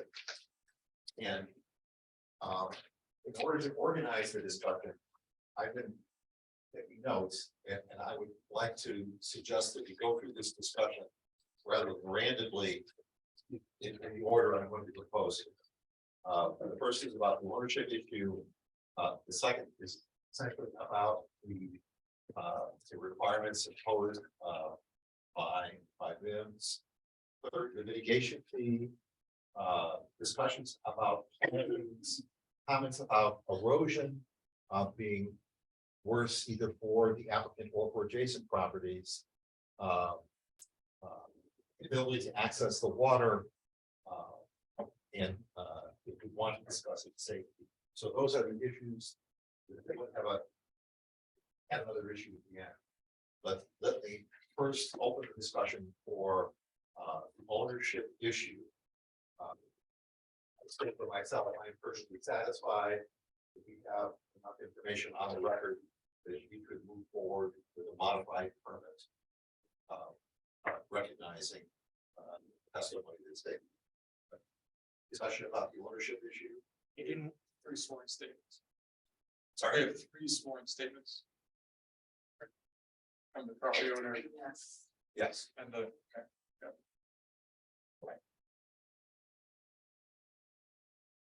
Is it worthwhile making a decision about the permit before the ownership details are formalized?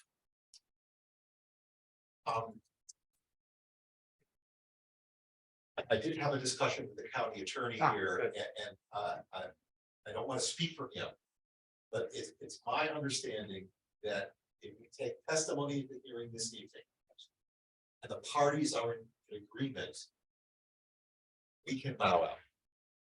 Enough, okay. Put that in the motion. The property. We have to do a modified. Yeah. Yeah. So. We can recognize the need to transfer properties. Sounds good to me. Okay. So the next subject really is about essentially the recommendations provided by VIMS. And those recommendations are, first of all, that there are vegetative tidal wetlands here. That is their judgment that they provided for us. They have not required a living shoreline. They have asked for elements of a living shoreline. To living shoreline would be much more extensive, and for a variety of reasons that are important. They've not recommended it. They have recommended a sill. Excuse me.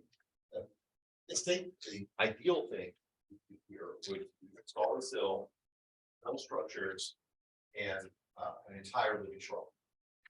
However, they are concerned that would impede navigation, and they recommend lowering the bulkhead, planting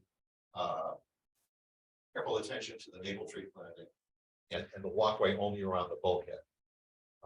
That is essentially, I'm sorry. Yeah, around the boathouse, I'm sorry. And that's essentially, I think, what we have from them as the arbiter of science. And any comment. This is an unusual situation. This is in my opinion, a bulkhead that failed long ago. And vegetative wetlands develop landward of the bulkhead. Our job is to protect vegetative wetlands. We balance with economic interests. And that's the decision for all of us to make, is asking for, roughly 2% of this property to be placed into vegetative wetlands permanently.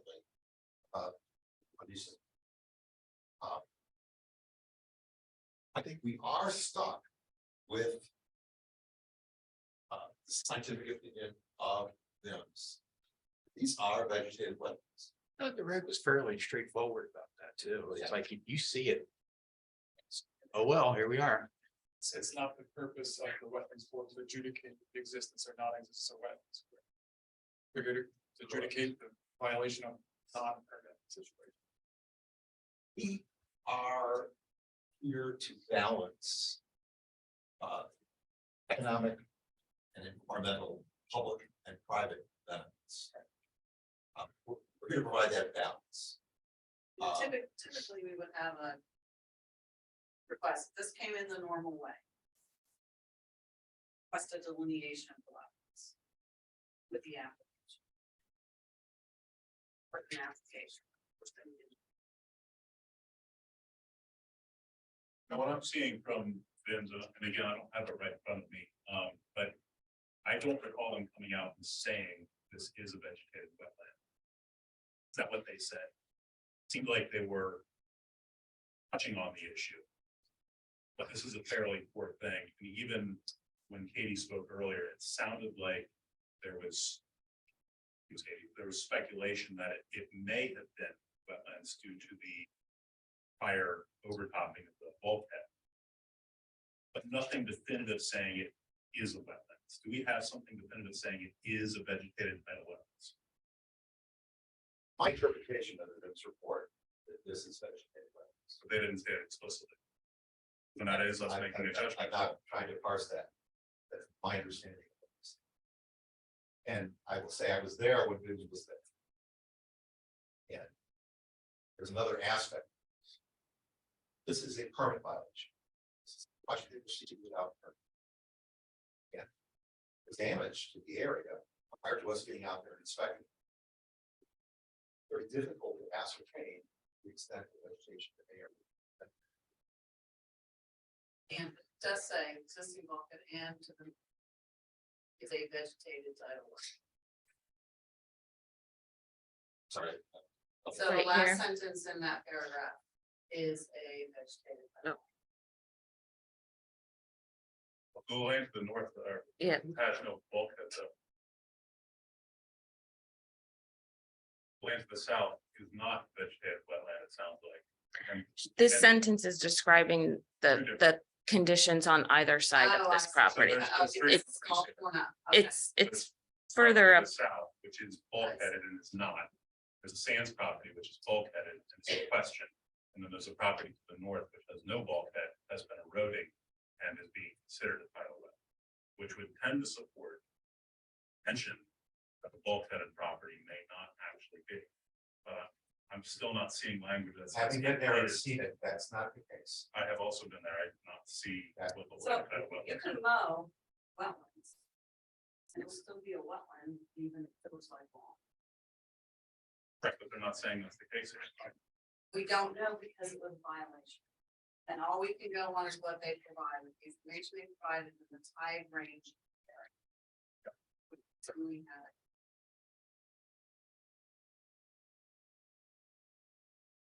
Also, it's not only their conclusion that it's vegetated by, or certainly is vegetated.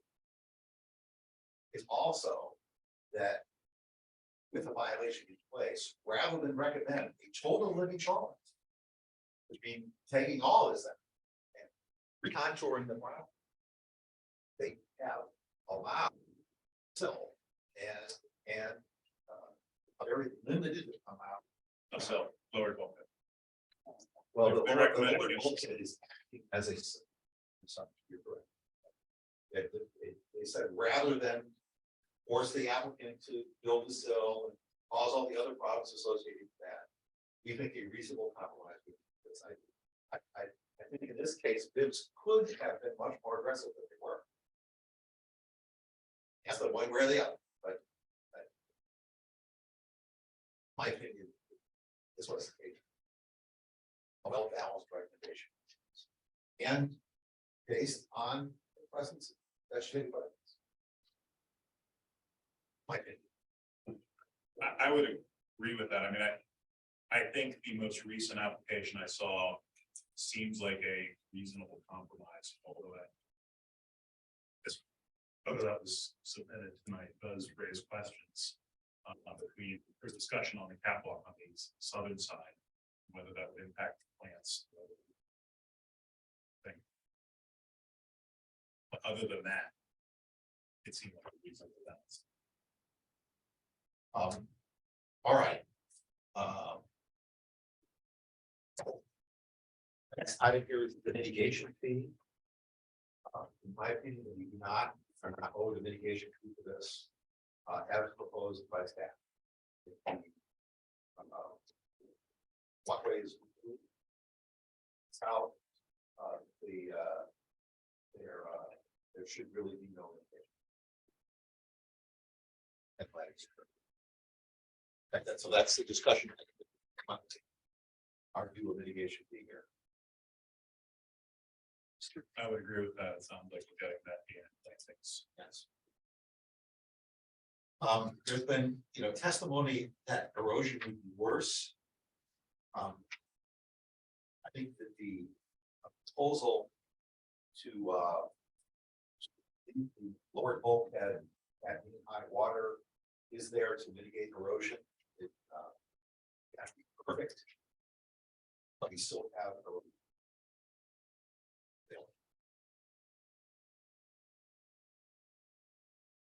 And you have to visit. That's it.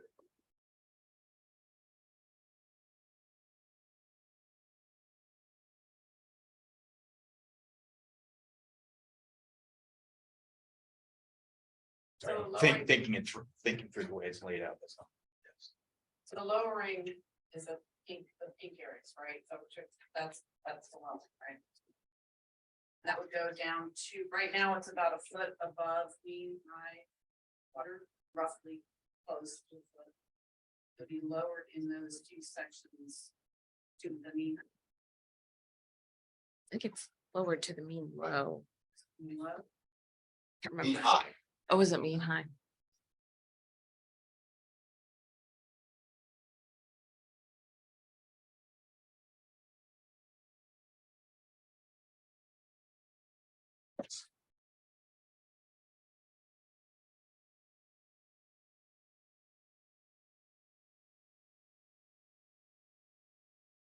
The south side there is bulkhead as well, correct? Yes. Property. I was curious how the water just gonna stagnate back there? No, it's designed in such a way that water can size for specific language.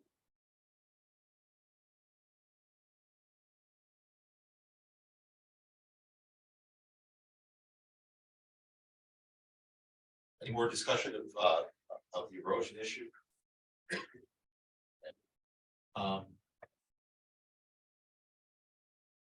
Safety was discussed here as an issue. I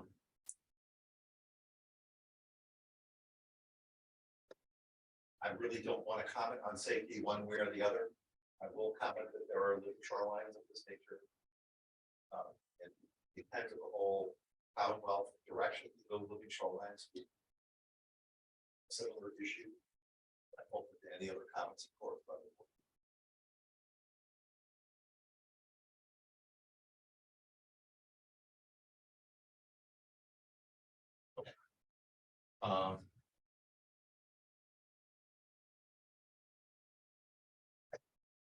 any other general petition issues that anyone would like to discuss? Things or licensing was raised, whether the contract was licensed. Because that's probably not a block for the company. So, the standard provision motion, take a look at that. You see, it requires the obeying all county code and everything else. You have to cover the requirement for the contractor to be licensed. So discuss adding something more specific if that's necessary. I do attention of that general language to ensure that anybody working. Certainly, that does not solve the problem.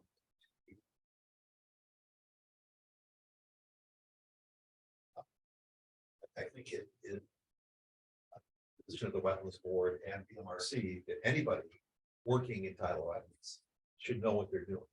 And they should know what the regs are. when violations occur, this. I wish there was a way for us to truly address the contract. There is, but I don't.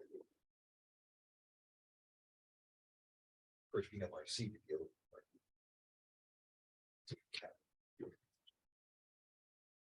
I think the issue of shading as well, I mean, so the landscape area B that's proposed, that's for RPA and it really doesn't.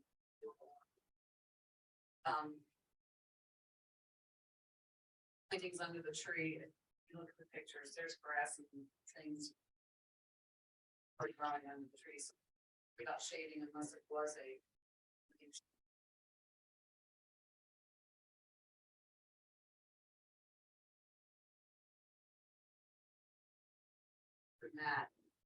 For that area. Help the erosion problem. Are there weapons plants that can grow in shaded areas? Yes, absolutely. And there's some beautiful ones. I mean, you could put cardinal flower under there, grows in heavy shade. It has a beautiful red flower. The hummingbirds love it. It's a native plant. It's a native wetland plant. It does. I mean, if you want to see hummingbirds, plant that plant down there. So, Brian, do you want to add something to that? You're not here. There's a number of ways that'll thrive, those kind of issues. Any other issues raised during the hearing that people would like to discuss? I would like to next move to a balance of issues discussion, but I don't want to move off any potential issues to the board be satisfied having discussed. Moving on, I want to just briefly discuss the balance of issues. Our job here is to balance the public and private environmental and economic impact of the permit. And we have a comment from them that ideally a still would be built here, no structures, and a true living shoreline. However, they indicated that this would keep navigation, and as a compromise, they are suggesting lowering the bulkhead of the plantings, careful plantings around the tree, and a walkway only around the bulkhead. That's their essential. Yeah, around the bulkhead. Yes. We have a private benefit here that allows the permittee to keep their boathouse and their walkway. We have erosion control provided by the lowered bulkhead acting as a sill. We maintain the existing tree to the extent possible, while having at least some elements of a living shoreline. We maintain more lawn than other grasswoods that are required by a living shoreline. If we did ask for that. In terms of private detriment, there certainly is cost. I would point out that it does not restore the walkway dish, water, the kayak launch. I'm sure there was a kayak launch. Does reduce fishing access, and it does reduce the lawn. However, it's not clear to me that we're really restoring something that was there. Because at the time of construction beginning, our permit, I think all the impacts we're talking about were already in place. So this isn't really private detriment. It's really holding where it was when construction started. And we have the unusual situation here again, where we have tidal vegetative wetlands developing landward of a previous erosion structure. That would be my point. Public environmental benefit, it doesn't provide the full environmental benefit of a living shoreline as called for in the law and the guidance, but it does maintain some potential vegetative wetlands to develop after the failure of the bulkhead. There is a public economic benefit in that it does not include navigation. There is a public detriment in that it does not provide a maximum living shoreline, as is called for in the legislation. And we have the temporary damage proceeding. That's my summary of the pros and cons. Open to any discussion. at the balance of the planting area. So this is.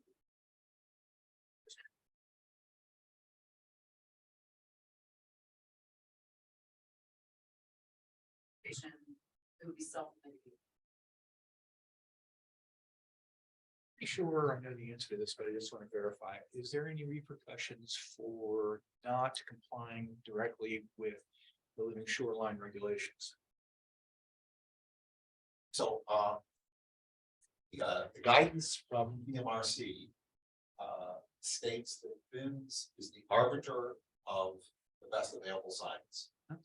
So with what we're proposing, we're going to be proposing in our term discussed tonight. If we follow the BIMS guidance, I don't think have any issue with regulations or even. Is that also the case with the for the property owner also? They can't get. They cannot be. If we approve the permit as it stands with the BIM's recommendations, there's nothing that can happen to them as a result of that, correct? Yes. So there's no If we make- repercussions. Not. If Rich is wrong and we're wrong, we approve this thing and they go forward and having the state come after them for failing to comply with the law after we approve it. But you're asking. Very poorly phrased, mind you. I will tell you what my understanding of this. It is possible for someone to appeal the permit to BMRC. However, my understanding of BMRC's position is that if the Wetlands Board followed procedures and considered things that were brought to them, that they will not overturn. It made that testimony pretty difficult. So, not impossible. I'm not saying, BMRC would do something different. We haven't had anyone come to the hearing and testify against the concept of what's being preserved. We did have a negative comment potentially about the process of rebuilding. I would be very surprised if kids would entertain. That's my understanding. I just wanted to verify. Yes. Now, living in a litigious society, anybody can sue anybody. Sure. It doesn't mean they'll succeed. Okay, any more discussion? Hearing no discussion, I'm going to call for a board decision. I'd like to remind you, in reaching a decision, please consider the social, economic, physical, and environmental impacts based on the oral and written testimony and the anticipated public and private benefit or detriment resulting from the projects. I've already gone over the various options, so I'm going to skip over that, if that's all right. Does anyone have a motion? I was looking for my motion. Wait a minute. Raise a motion, There we go. raise a motion to grant the modified. All those in favor of a modified permit? Well, actually, we need to know what the modified permit is. Modified permit, assuming property issues are. And that the. Have a more complete motion? Yeah. Bear with us. Haven't had a second on your motion. We'll hold for a moment. We can return to this if you don't mind. So I make a motion that the applicant shall meet the permitting requirements. County, state, and federal laws and regulations, including but not limited to. A preservation ordinance, erosion sediment control, floodplain regulations. The applicant is not required to pay a fee. The applicant shall permit a mitigation fee, sorry. The applicant shall commit to the following conditions in a revised joint submittal, certified and stamped. All catwalks from the JPA, except for the 3 sides around the boathouse. and include additional tidal marsh plantings where the catwalk does not this with the growth of additional tidal wetland vegetation. And planting shall include the minimum all areas surveyed between mean high and mean water, not under the catwalk. So the drawing, and I'm not sure if that's might just provide. Find a revised planting schedule that includes only native plants. Provides appropriate by a landscape professional barn.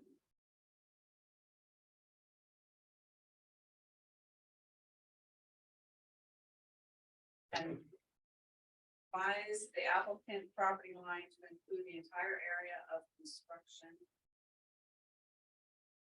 And record the land conveyance from HDRC with the sands and the records of Fairfax County. Properly maintain the plantings, including debris removal, replanting failed vegetation as necessary.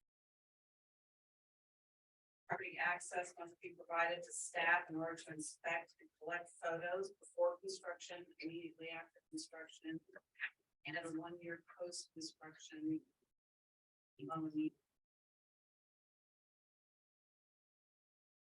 A pre-construction conference with the permittee, the engineer, record, the contractor, and a member of Fairfax County staff will be held on site within 7 days prior to commencement. Include a discussion of the terms of condition. Notice will be provided to staff for the days when construction is planned. After photos documenting all aspects of the project shall be obtained.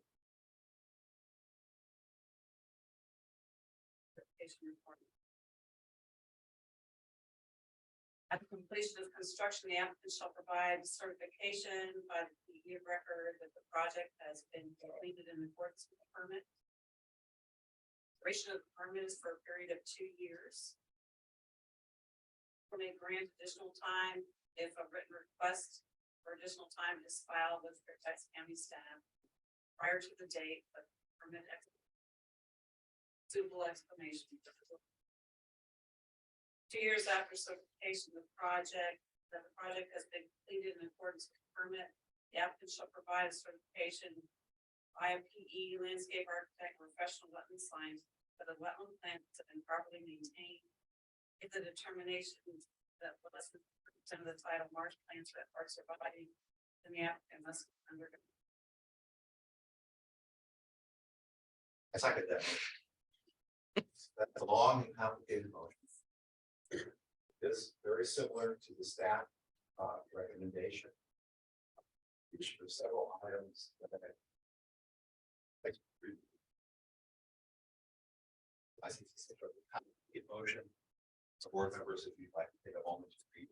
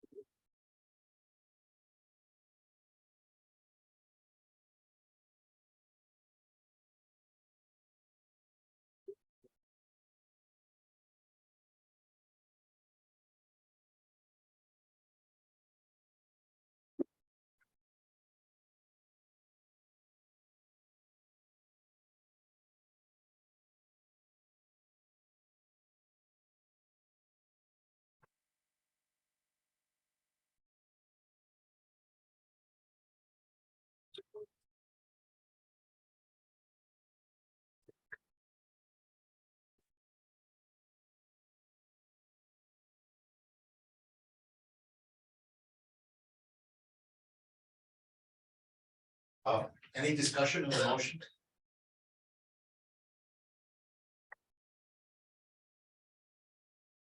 Catwalk from all areas, not three sides.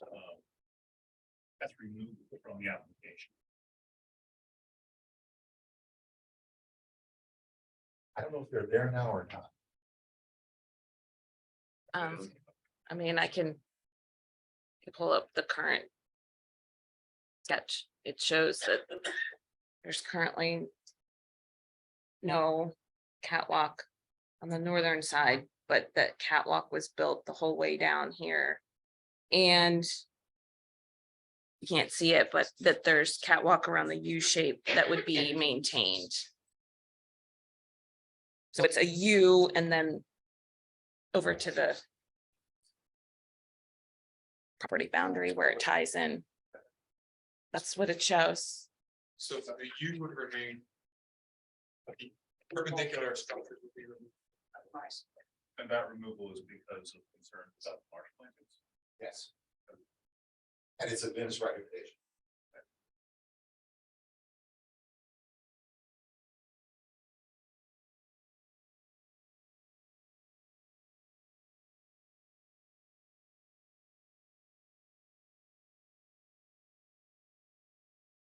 Any further discussion? Hearing none, I'm going to call the question. All those in favor of the motion signify by saying aye. Aye. All those opposed? Hearing none. Have you unanimous decision? Thank you, ladies and gentlemen.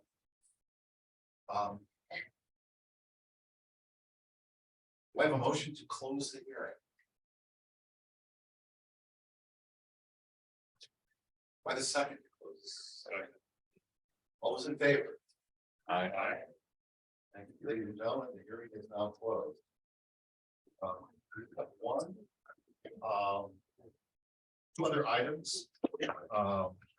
One is approval of the meeting minutes. Anyone have any comments on the meeting minutes? Can I hear a motion to pass the meeting minutes? All those in favor? Say aye. Aye. Oh, there. Safe to record. Don't worry, I've made that mistake myself. That completed, we now are open for general public comment. Does anyone remaining here have a general public discussion or comment? Please, sir. Still relevant to the current. I was just wondering, I worked quite frequently with Mr. Evans. I think the comment was, we got a little black cloud over our neighborhood. He said, no, you got a fun. Would it be possible? Maybe in April, early May, to have yourself and a rep, maybe who's most familiar with the plantings that come to our community, hold a meeting. As you know, our neighborhood is probably the whole neighborhood on both sides. It's all waterfront. We have people move in, they just put like 20 loads of dirt in their backyard. And they're like, what's my backyard? It was all swamp. And I'm like, no, you got, they just didn't know. You organized the meeting, I'm sure. Could you come out I'd be happy to. and explain, how to keep your soul from washing away without breaking the law? We don't want to break the law. I think most people in the neighborhood are pretty, they don't want to destroy the water. We use it every day, but they just don't know. Right. Like, I- what are you talking about? I wish we'd had one of those. I inherited the house I did. And was under the impression homeowners could do whatever they want about their property. Yeah. But I had a friendly county neighbor for me otherwise. So, be very. Arrange a meeting through, I guess, email to Katie and just said you come out for a few hours and talk to the neighborhood, just maybe PowerPoint to explain. Most people don't even know what RPA is, more or less that it comes up to the back of their house. Yeah. They don't know. I completely understand and agree. And the Title Wetlands issues are much more complicated and critical. The 2020 law is it was difficult for me to understand. Yeah. And I completely empathize with the idea that this is not a completely reasonable thing. That said, the Commonwealth has decided if you have vegetated wetlands, this board is there to protect. Yeah, and that's fine. We just want to follow the law, and most of the people breaking the law, they don't even know that they're doing it. Exactly. Right, And we're not looking to be punitive. right, no, okay, We really not. all right, great. We're- I'll we're a arrange bunch it of with her, then come out a Saturday afternoon for a couple hours and explain to all the waterfront owners, which there's a lot of them, most of the neighborhood, this is what you can and can't do. Cool, thank you. If you organize something. We will. Catherine, now. I'll get it done. Many neighbors have asked for it. Like, we didn't even, we cut down these trees, we didn't even know. Okay, so educate us in civilian terms of what you can and can't do. Maybe do it down at the HQRC once, figure out what property. Do it right down at the pavilion, and there is a map that I bought up that showed all the red and brown, I was gonna that's say. RPA. Yeah, and feel like, print out the stuff. my house is in an RPA. Yes, it is. So if you can come explain that to the whole neighborhood, probably have less visitors here. Okay, thank you. All right, thank you very much. Yep. Yes, sir. Yes, the voting, I guess, just feels. It feels official. I'm Christopher Morgan. I'm the chair of the Mount Vernon Council of Citizens Association, Department of Recreation Chair. We've had, we've invited the Wetlands Board to talk about the. I'm gonna determine. Figure. And just the latest, so we appreciate that. I'm not weighing in anything specific to this case. I'm directly not up to the details of the hearing today, nor is MBCC or the committee taking any, as they take.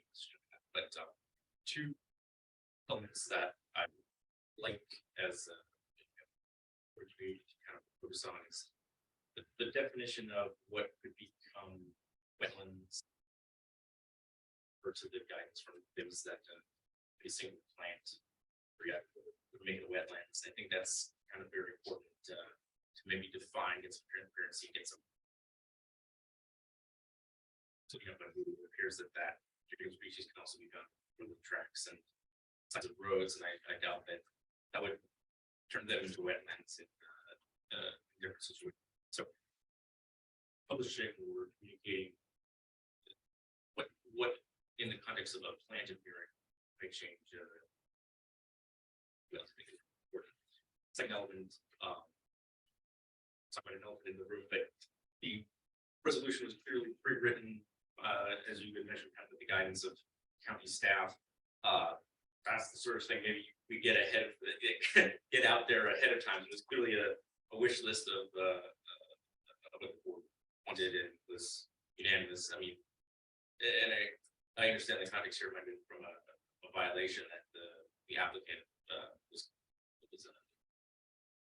found themselves in the middle of the process, but I think that's the exact sort of guidance that those bullet points there that would be helpful to be communicated early and often to those were titled wetlands.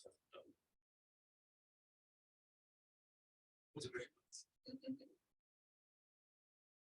Any other statements, questions, issues? Give a motion to close the meeting. Who's in favor? Aye.